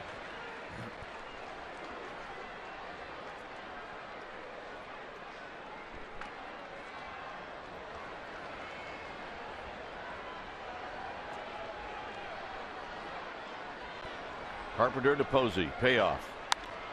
Down the right field line, and this is foul. Heads up, Virgin America, you almost got another one. We need to do a game from down there. Well, we did one, and it was fun. We really want to do the games from, that never happens. From the luxury suite behind home plate? Never happened. Yeah.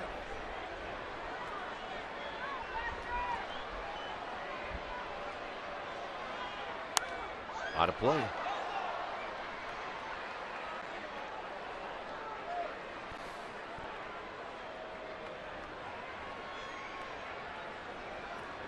So be the 8th pitch coming up to Buster Posey.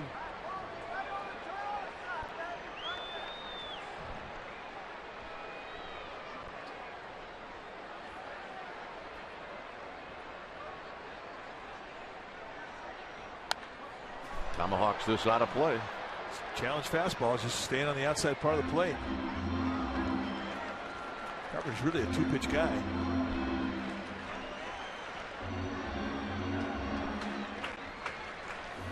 That's all we've seen. Fastball, slider, everything hard. Go get him.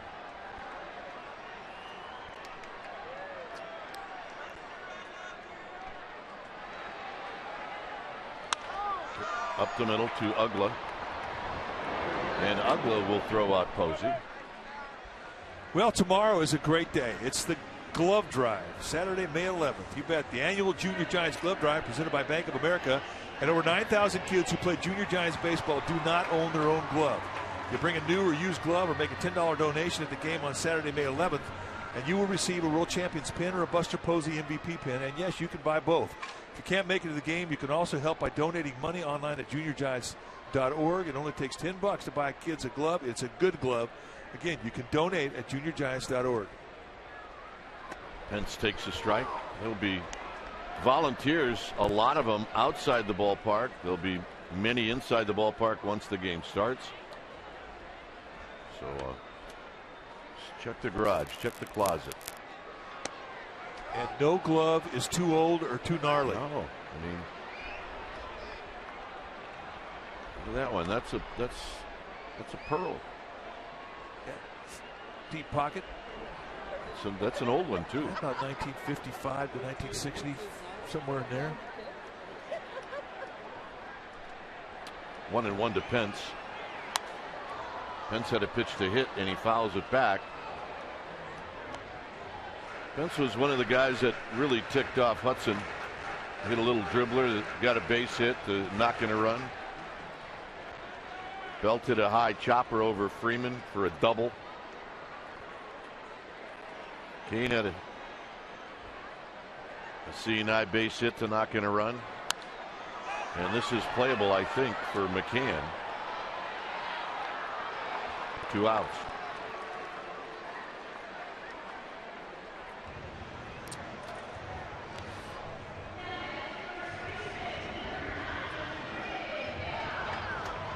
So here's Belt.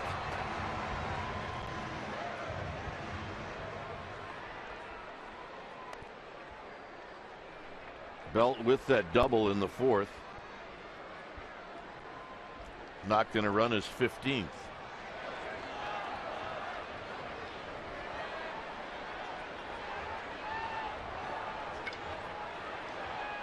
And he takes one right down the middle of the plate, 0-1. That's one you'd like to have back.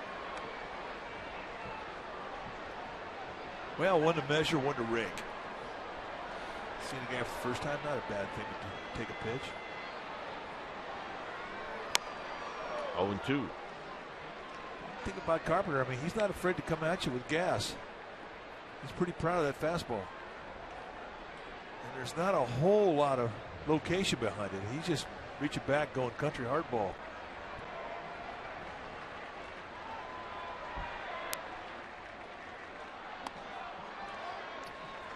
Except there, 1-2. That's the same glove. Can't trick us. Yeah, they quit making those.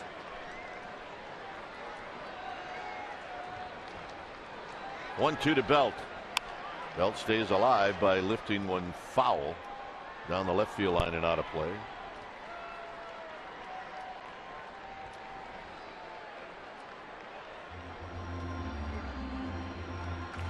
Now I think I know the answer to this. Is tomorrow a day game?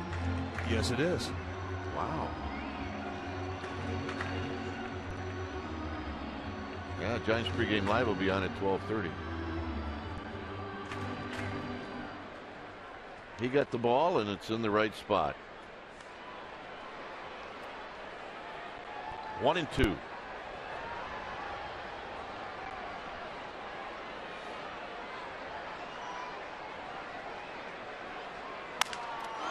There's a broken bat ground ball to Freeman, and that'll end the inning. 6th inning coming up. It'll be the top of the order. Jordan Schaefer facing Matt Cain.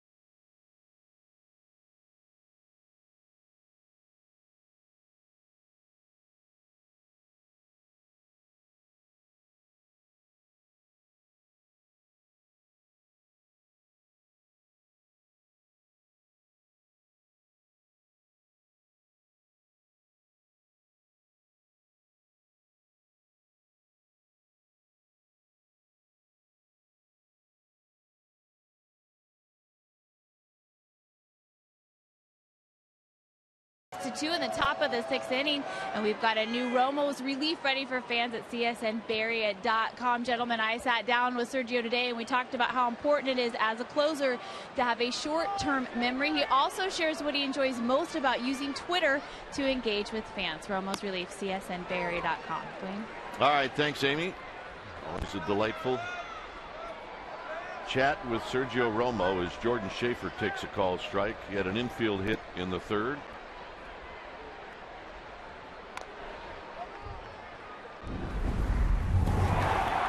Matt Cain's perfect game. It was Jordan Schaefer who did this. That's it. Perfect game is over. No, not so fast, my friend. Just one things that we really can't explain, how a right fielder gets out to that part of the ballpark. You just you've never seen it before. Never seen it since. Got him. That's a big out right there. And that's some paint. 0-2 paint on the outside corner.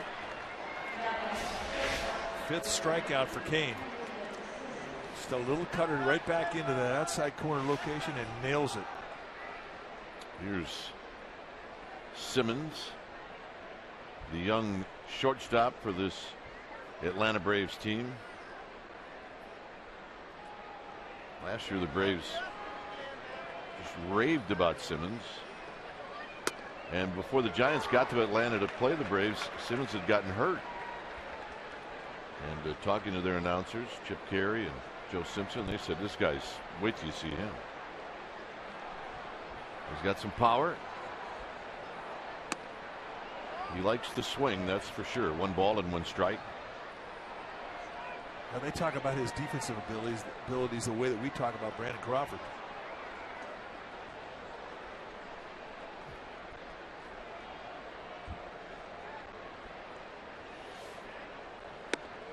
One and 2 under his hands. This 2-seam fastball just changing the movement.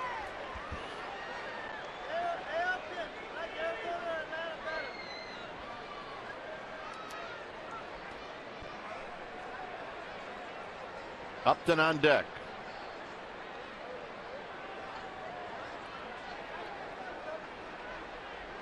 And it's very high, 2-2.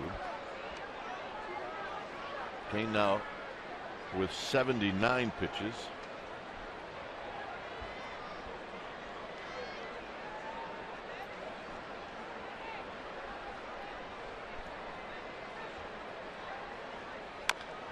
Taps this one off his foot. If you hit one off your foot, kid, don't run. Well, I mean, is that something you have to learn up here? Not unless you thought that this was going to dribble down the third base line. But I mean, he didn't even hit it off his foot. He hit it off his body. I know. All right. Don't take any chances, right? Stay Run. put. See, I could give you a good argument for that both ways. When you've been in the big leagues for 10 years, hold your ground. Stay there. Anchor yourself. When you're a rook, run.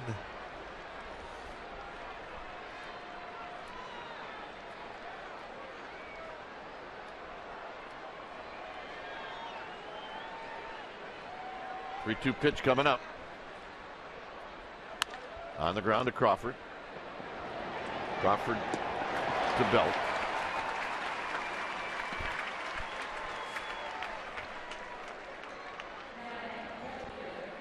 Here's Upton.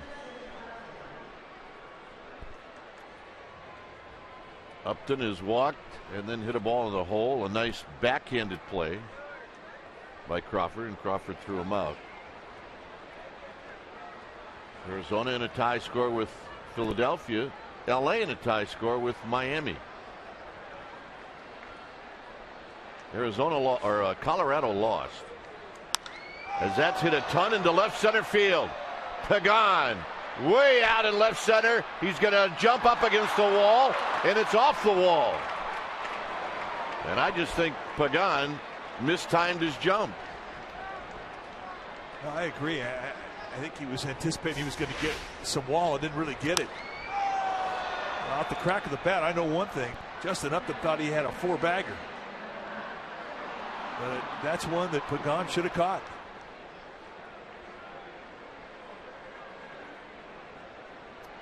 I just think he expected to get Wall a little bit sooner. Yeah, hit off the tip of his glove. So here's Freeman. But a good effort.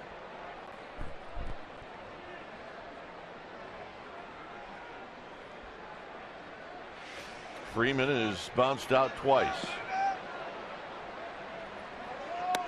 Outside, 1 ball and no strikes. That's the 6th career double for Justin Upton off of Matt Cain. Yeah, Upton could not believe it did not go out. He just got AT&T'd.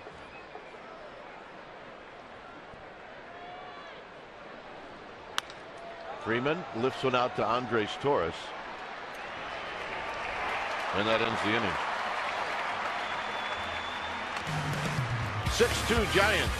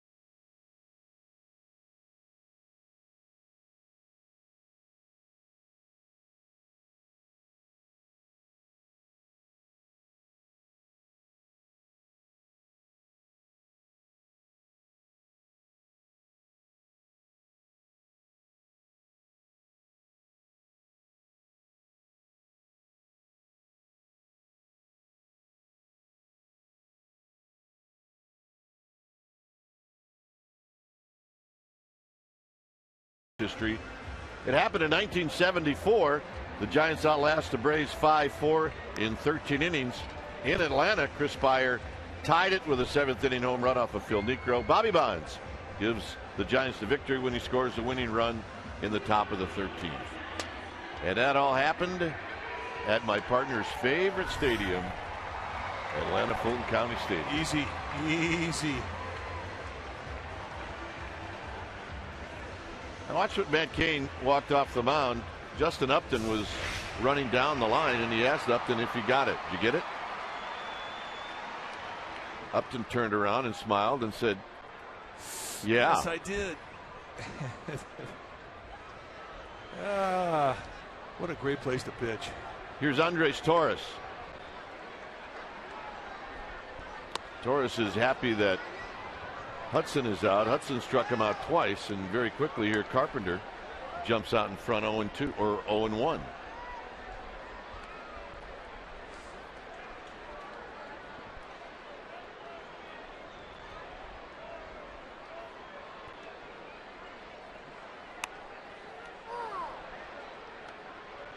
Yep. Caramel corn, it's good stuff. That seriously is some of the best caramel corn on the planet.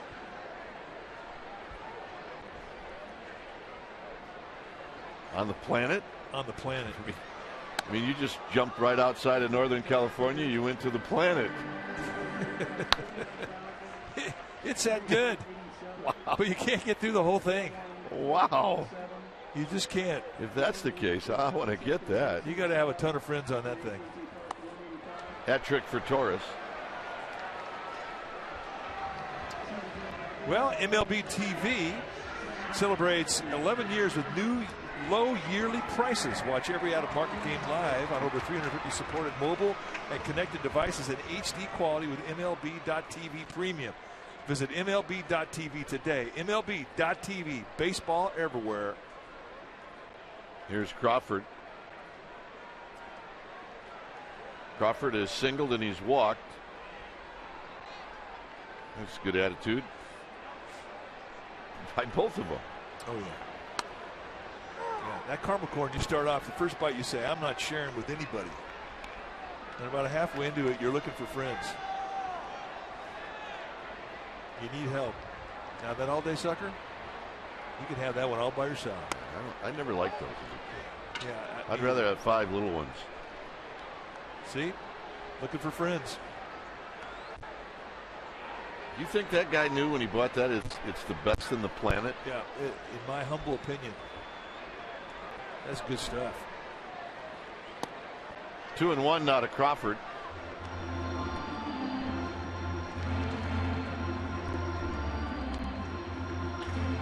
Panda people, you can always tell. You can just tell. I don't know how, but you just can.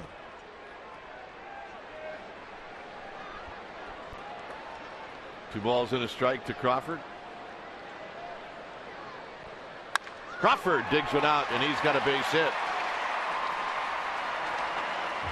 Bringing Matt Cain to the plate. That's a 2-hit night for Brandon Crawford. Oh, yeah. All right, here we go. Hey, is this the best on the planet, Dad? No, Can I have my lollipop back? Who's got it?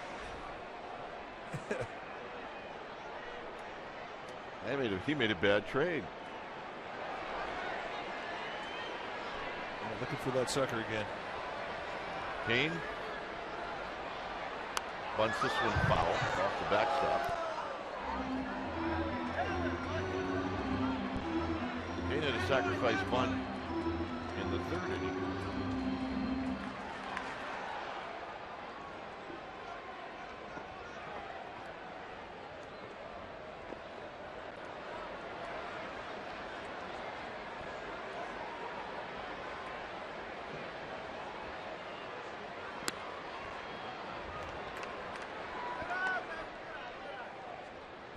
Stubborn with a fastball and missed outside with it.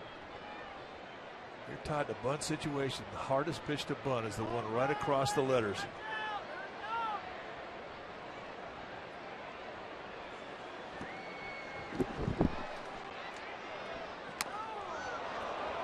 Tried the butcher. Show bunt, pull it back. In that situation, too, you're just trying to put the ball on the ground. Bunt play, you're going to see a shortstop come to the bag. You're going to see a second baseman vacate and go to first base. So you've got wide openings on both sides of the infield. You're just trying to put it on the ground. And Cain bunts this one, and McCann has to pick it up, and he throws to Ugla, and it'll go 2-4.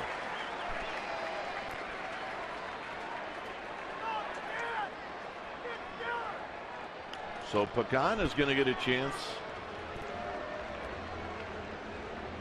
to pick up an RBI. He's 0 for 3 in the game.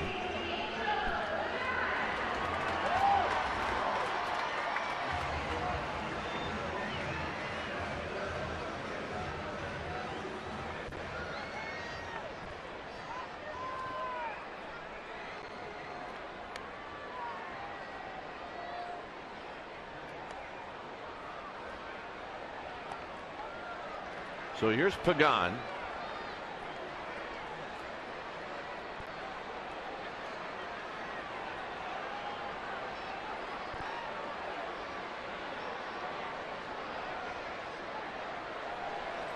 And Pagan takes a strike.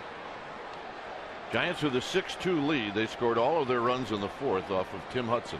They'd love to get one of those runs back right here, especially in a 2-out situation. That really keeps that momentum in your team's dugout. Crawford with pretty good speed at second. And that evens the count at a ball and a strike. Seagulls are starting to work their way in.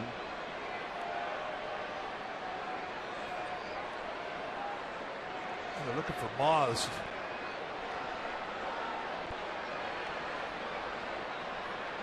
Over the hors d'oeuvres before dinner.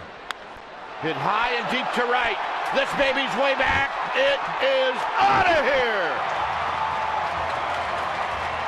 his second of the year, and the Giants get both of those runs back.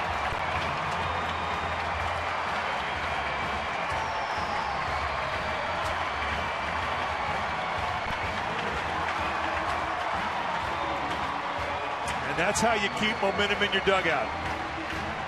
And when you can do it to somebody in a 2-out situation, it hurts. A little slider, he sees it early. Just a nice, easy swing right through the ball, and here's your carry. And watch the reaction from Carpenter.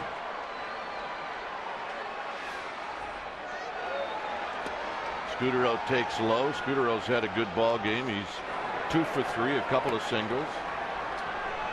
So I'm sure Pagan frustrated with his 3 at-bats. Not so much now. Strike to Scudero.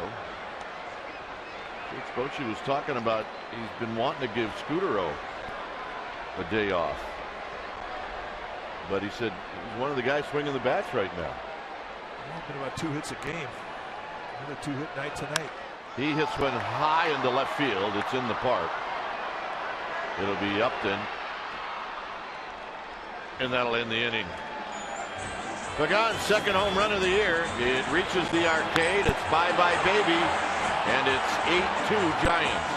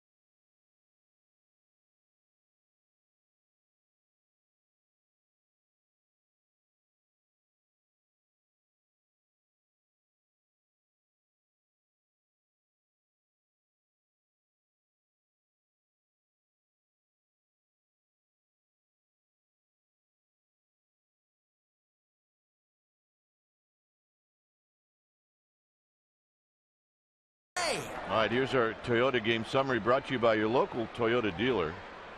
Hudson gave up 6 in the 4th. Matt Cain has been pretty good. Scudero's got a couple of RBIs, and it has been all about the 4th inning in this game. Pagan with a home run. Is Ugla ducks down away from a breaking ball. This is the 7th.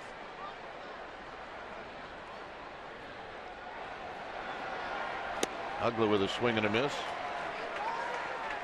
I use that curveball a whole lot, but it really can still be an effective pitch, especially in a fastball count. If you think about it, when Cain first showed up at the doorstep of the big leagues, he was a fastball curveball guy.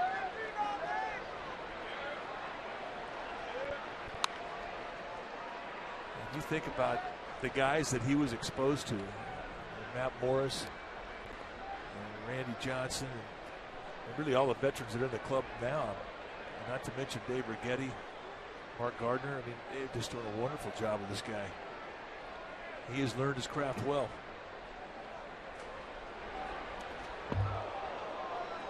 He even talks a lot, or he did,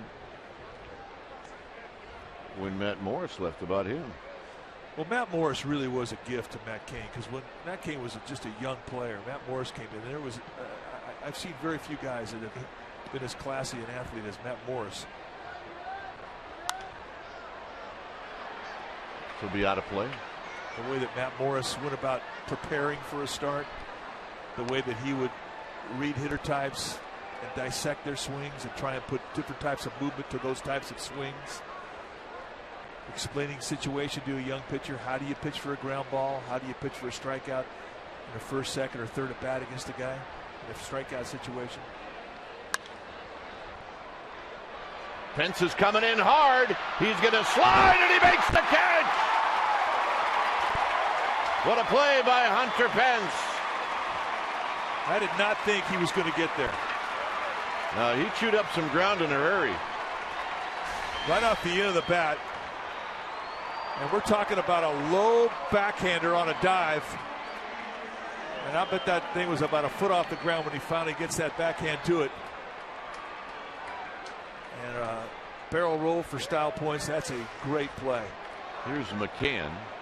Giants have put some gloves on the Braves tonight. They have played good defense. McCann has hurt Kane twice. Coming in on a dive. And the degree of difficulty to the backhand. I mean, that's a tough play. What do you think's tougher, coming in and forward on a forehand or a backhand?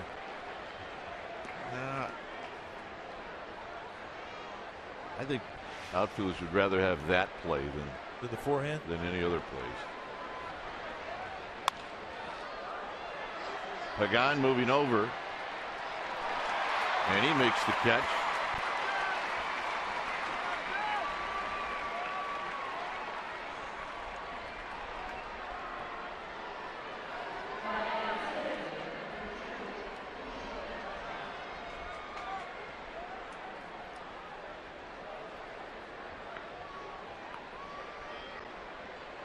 Here's Upton.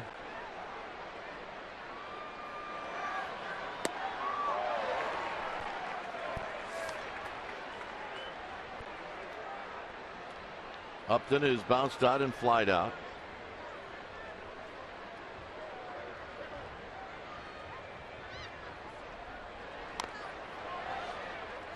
That ball just exploded in on him. It almost hit him. Yep. I'm not really sure where it hit on the bat, but it wasn't anywhere above the label. He set up outside. Now that thing almost hit his thumbs. That had to be 4 inches above the hand. And it stays at 0-2. That was not a good 0-2 pitch. That had some hang to it.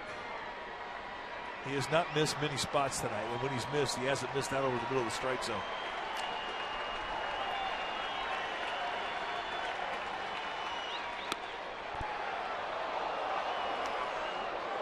Much better 0-2 pitch.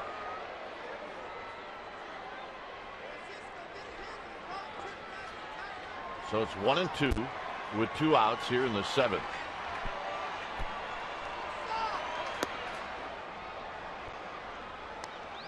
They know Upton will chase. He will go out of the strike zone. 2 times Cain's tried to go get him, and 2 times he has been able to hold up.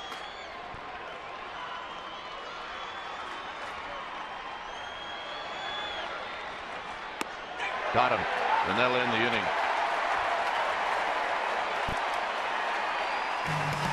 Pablo Sandoval will lead things off.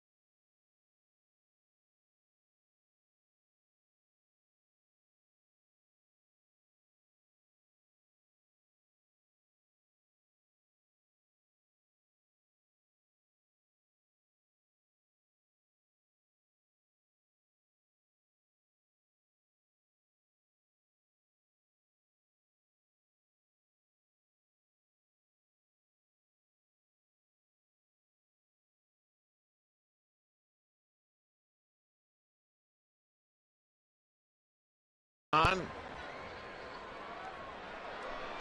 When it's time for a change, think Speedy Oil Change and Tune-Up. Your oil change tune-up and smog experts. And it's Corey Guerin. Guerin is a sinker baller, sinker slider guy with a good slider. It's a strikeout pitch. Done a good job. See the sidearm delivery. Guerin in his second year at the big league level. Out of Chattanooga, Tennessee, 6'3", 200-pounder. Fourth round pick by Atlanta, the 2007 June draft.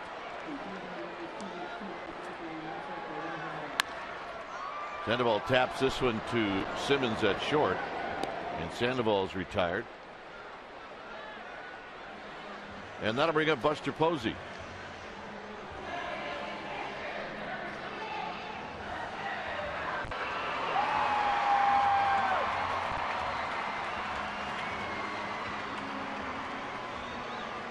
Buster Posey doubled in a run in the fourth. That was the big 6-run fourth inning.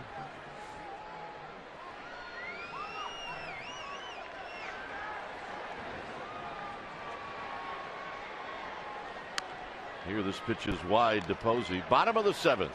8-2 Giants.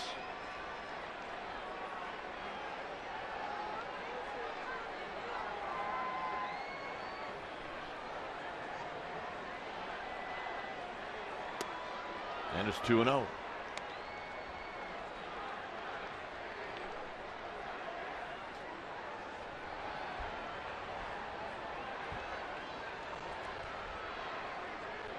Pence to follow. 3-0.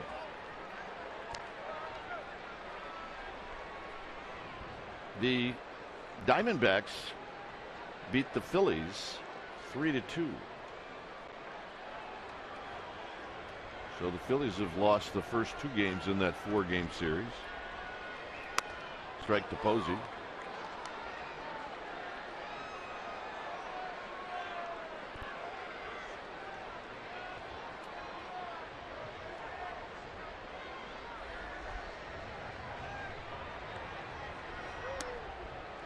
So Posey, after jumping out in front 3-0, now it's 3-2. So he's had about as good a look at Guerin as you're going to get.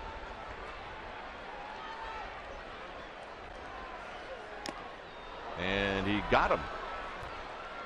All right, let's check in with Amy G. Amy?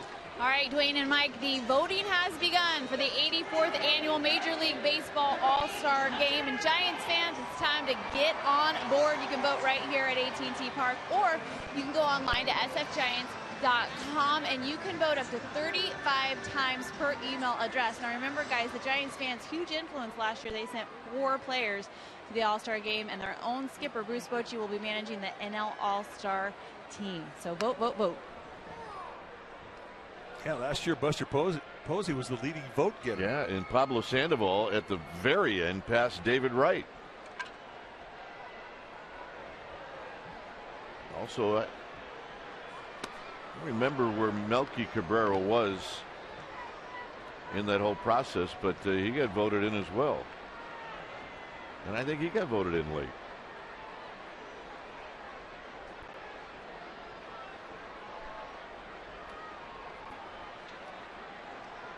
So it's 0-2 to Pence, and Pence is going to flip one past Douglas for a base hit.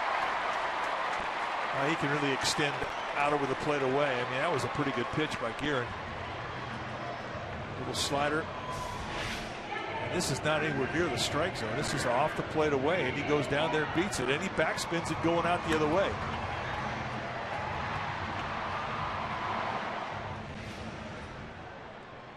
So Belt will hit with 2 outs. For the Giants, that's their 11th hit.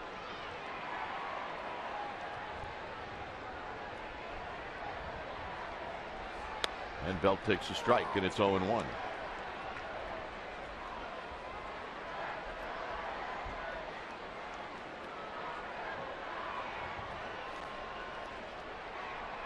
Pence with good speed.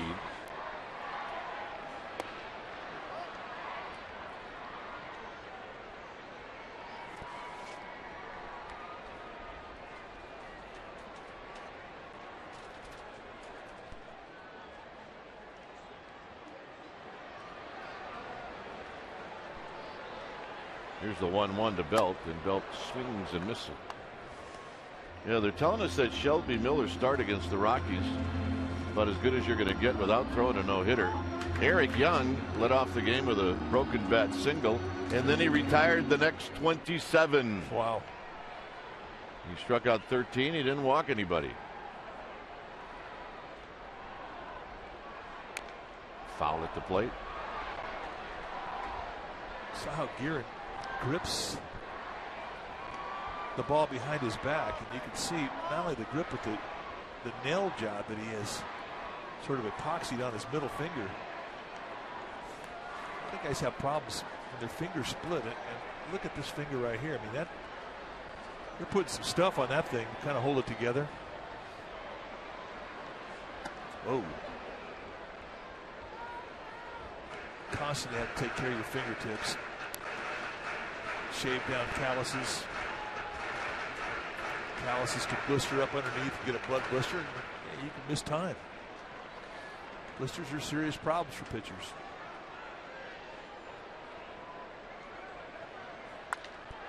Belt lifts him down the left field line. A long run for Upton. Can he get there? Yes, he does. Pence with the lone hit in the 7th. 8th inning coming up. 8-2 Giants.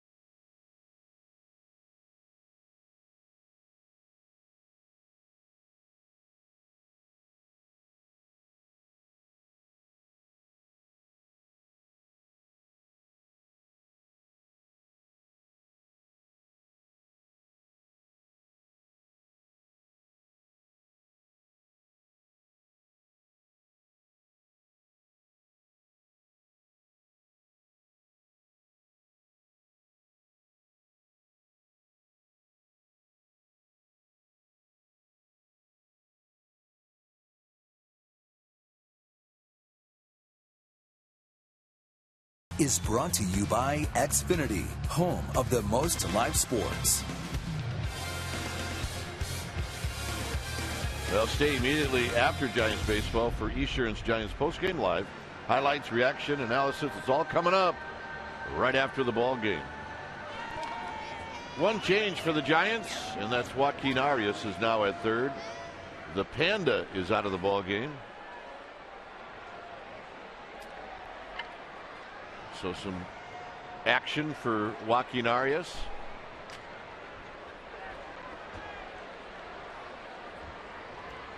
And here's Juan Francisco, who takes a pitch wide, 1-0. 8th inning. A 3-hitter for Matt Cain as Jeremy Affeldt starts to move down towards the Giants bullpen. And a strike. A little cutter on a 1-0 count. And when a guy's coming out of a mechanical funk, we talked about the April for Matt Cain, where he didn't get a lot of breaks, but he had some mechanical problems.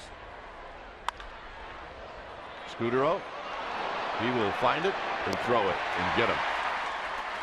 And then just a little bit of panic sets in. A little bit of panic. Cain finally got out of April in his last outing against the Dodgers. He went 7+, allowed 1 run. And you always wonder what he's going to do in the next outing, and he really has backed it up tonight. There's that panic you're talking about, but he still made the play with the bare hand. tonight he has really been very consistent with his command with all of his pitches. Here's Chris Johnson. Johnson takes a pitch low and away. Guy puts back-to-back starts together, you start to say, all right, he's back on track. And Kane has done that tonight.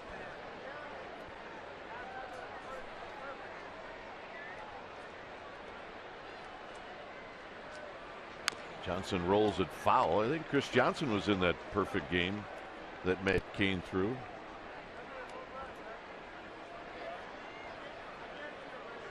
Johnson with Houston last year. Parts of the year with Houston, and then he finished out the season with Arizona. He does have some power.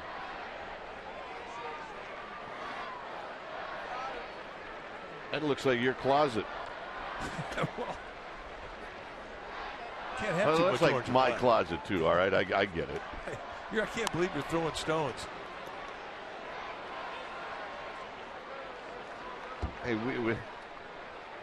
you pass through the dugout store. There's something in there that we don't have.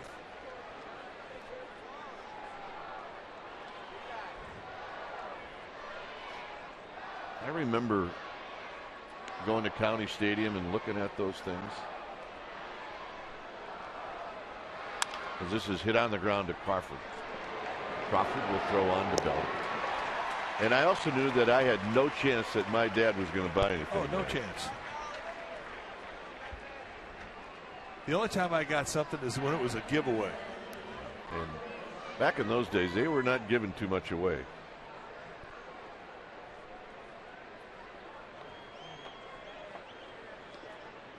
Here's Schaefer.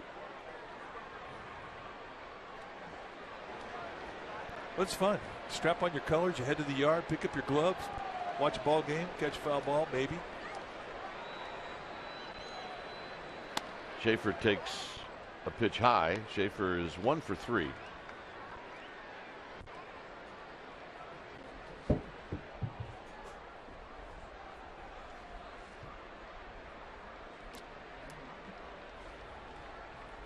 Schaefer chases a pitch that was in the dirt, and it's 1 ball and 1 strike.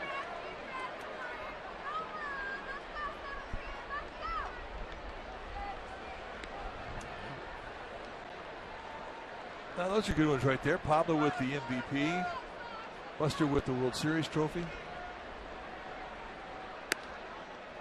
Good changeup, and that did not miss by much. That was pitch number 111. Tomorrow we'll pick those up. Those are good memories. 2 balls and a strike.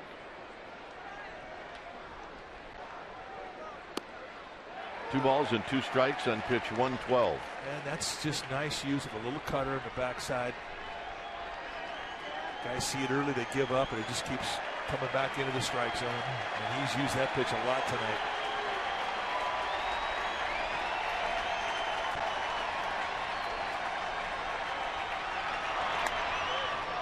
Just high. It's 3-2. Yeah, that's right to the scout report right there. That's a pretty good take from Schaefer's perspective, because that's a tough one for him to lay off of.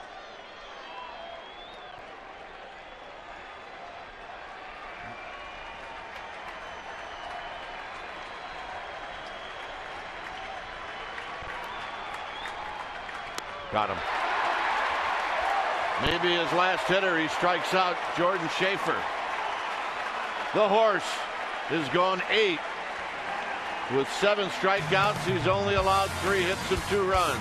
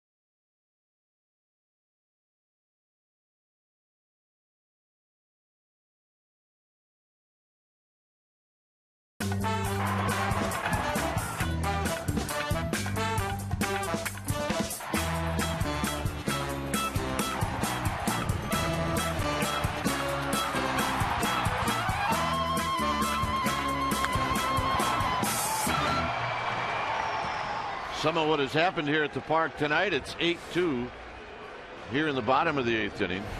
When it's time for a change, think Speedy Oil Change and Tune-Up. Your oil change tune-up and smog experts. Anthony Varvero. Varvero from Staten Island, New York. And he is facing Andres Torres, who would like to put the ball in play. Varvero he's a hard thrower. He's right over the top too. 3-pitch guy, fastball, curveball, changeup, but it's a 12-6 drop on the curveball. Just about a year's service at the big leagues. Got to the big leagues with Seattle, and the Braves claimed him off the waiver wire from Seattle in 2011.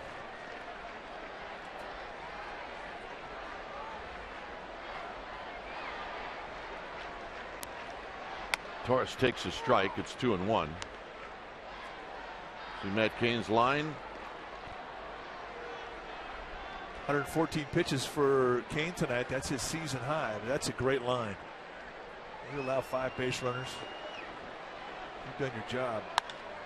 Torres hits one out into Triple's alley. Is this going to hang up for Schaefer? It will. Well, the Giants want to announce that post-game fireworks show has been added to the Friday night game against the Rockies on May 24th. And that could start off the Memorial Day weekend at AT&T Park. Giants Rockies 7:15. Go to sfgiants.com to purchase tickets. Here's Crawford. Crawford is 2 for 2 with a walk.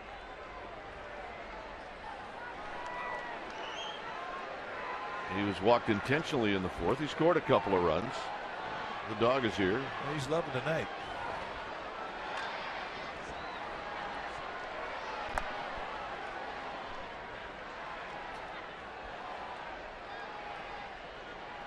Nick Noonan get a chance to get an at-bat tonight.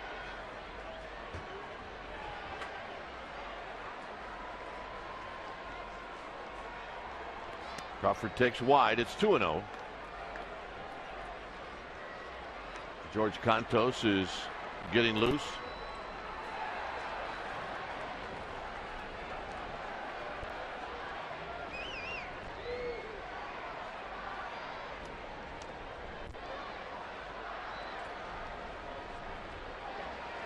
Crawford hits one into center field. It's off the end of the bat. Upton's coming in, and he'll put it away.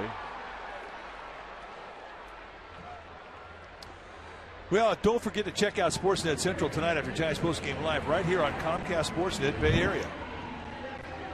As David Feldman said, lots going on here in the sports world, especially here in the Bay Area. So here's Noonan.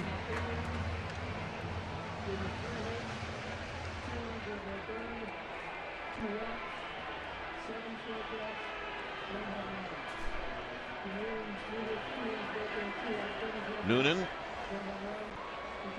hitting at 273. Most of his at bats have come off the bench.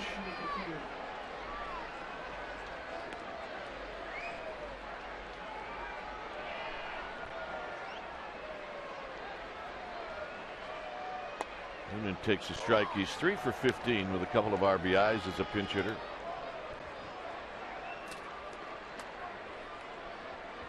That's one of the hardest things to do as a young player. Pinch hit.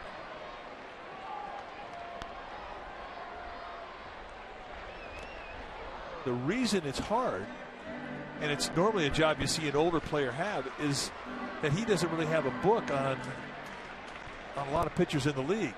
Plus, when does a pinch hitter hit? Late in the game. And who does he see? He sees the best relievers that the opposing team has. And if you don't have an at bat against them, or 2 or 5 or 15 or whatever, it's tough. And this will kick foul. Has he got a double elephant ear going? I don't think I've seen that. Both flaps down. I mean, Jeffrey Lader would be pretty psyched about that, wouldn't he? That's got to be deliberate. That's a slump buster right there. That can't be deliberate. Well, unless a veteran just insisted that you do that. Now this guy's back. We said it would be better at night. Yeah, it's definitely better. We're still not quite sure what it does. Oh, he brought a friend. I think he's explaining to the guy what it does. He may be trying to sell that thing to him. He's a prospective buyer. I got you. It's a test drive. Yeah, he's test driving. Noonan bounces this one to Ugla. Ugla will throw on, and that'll retire the side. Great. We're now having test drives in the Cove. Killing me. Dude, great mileage. Ninth inning coming up.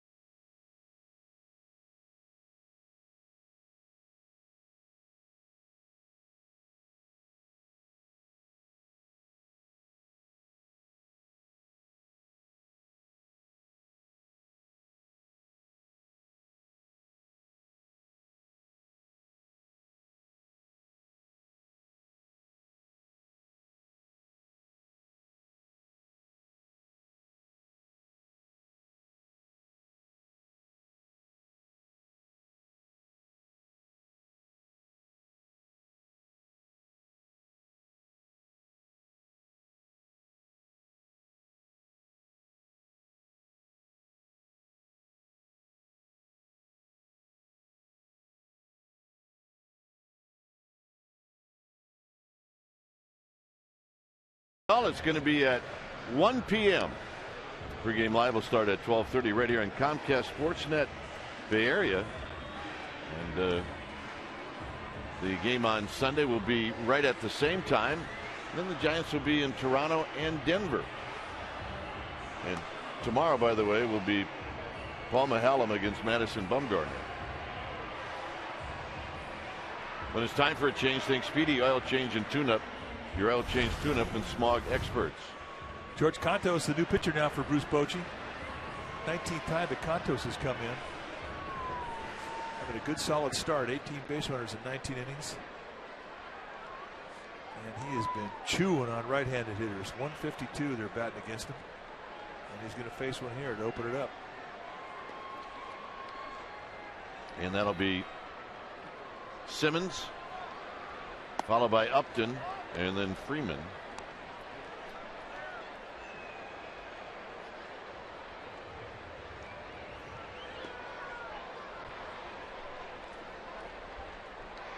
Simmons has bounced out to Crawford 3 times.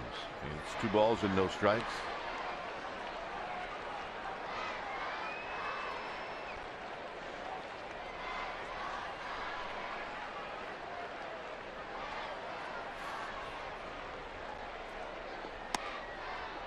And a high strike. It's 2-1. Haven't seen a whole lot of high strikes tonight from plate umpire Tony Randazzo.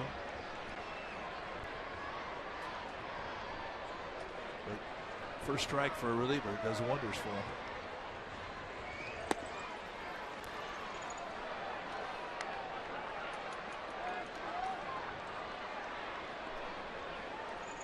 Javi Lopez starting to get loose down in the bullpen.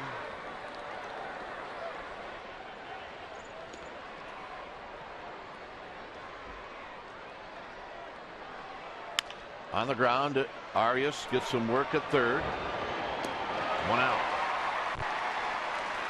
So a nice 3-1 challenge, and Contos gets the ground ball.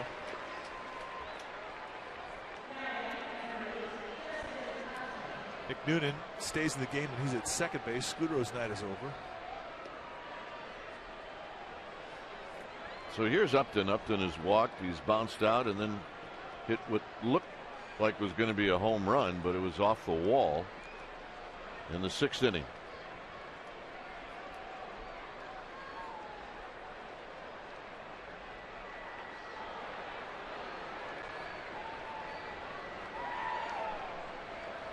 And a fastball high, 1 ball and no strikes.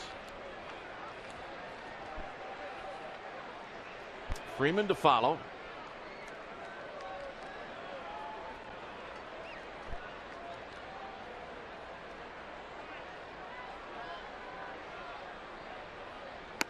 And a strike. Hey, the Harbor Queen's here. All Red right. and white fleet. Pulling in. Look out, though. They got company. Well, I mean, submarine. I mean, this is a problem right here. Well, 2 balls and a strike. If you're the skipper of the Harbor Queen, what are you thinking when you see this thing? I'm thinking, I hope that thing bumps me. Actually, he's thinking, I hope it sinks.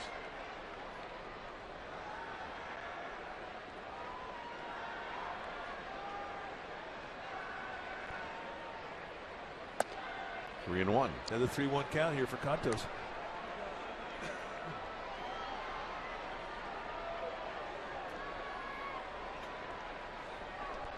Yep. Pirate fans. You can always tell Pirate fans. Pirates won today, 7-3 in New York. Upton fouls it out of play. It's 3-2.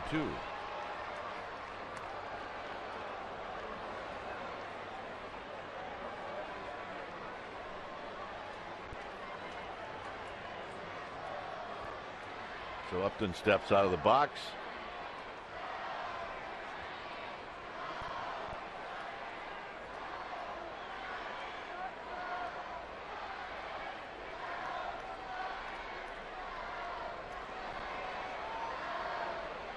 And a 3-2 to Upton.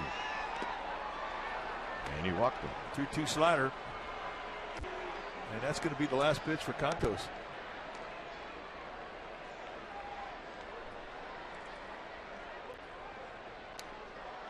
So it'll be Javier Lopez coming in. Here in the 9th, it's 8-2 Giants, and we'll be back.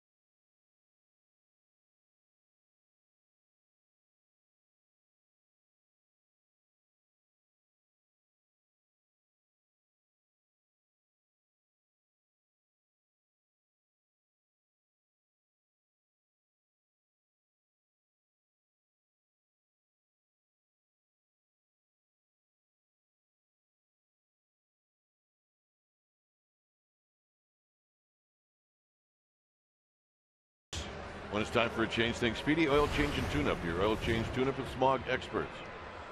Javier Lopez, 16th time he has come in for Bruce Bochy.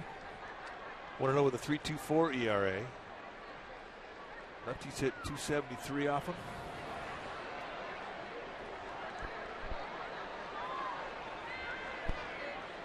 And Freeman bounces the first pitch to Noonan. Noonan's going to go to second, and they will get the out there. A bit risky when you really just need to get one out for sure. Well, yeah, you just have to make sure you get one. If you're going to second, you have to know you can get it. But still, a nice play. Yes, it was. So here's Ugla.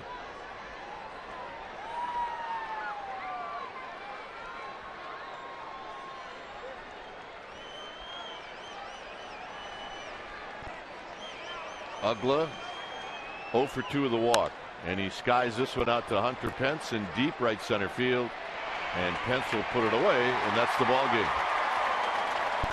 So the Giants in the win column in this series against Atlanta. And Mike, tonight it was really all about a big fourth inning and Matt Cain. Well, it's an important start when you can back up a good one, and then the last one he had against the Dodgers was fantastic. He's got to be feeling like he's back tonight because he was spectacular. He spotted everything. He used all his pitches. He really had command of the strike zone. That's the Matt Cain that everybody around here is going to love.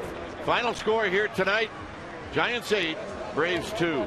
Esurance Giants post-game live with interviews, and the wrap is coming up. But first, let's go to the Sportsnet Central studio for an update.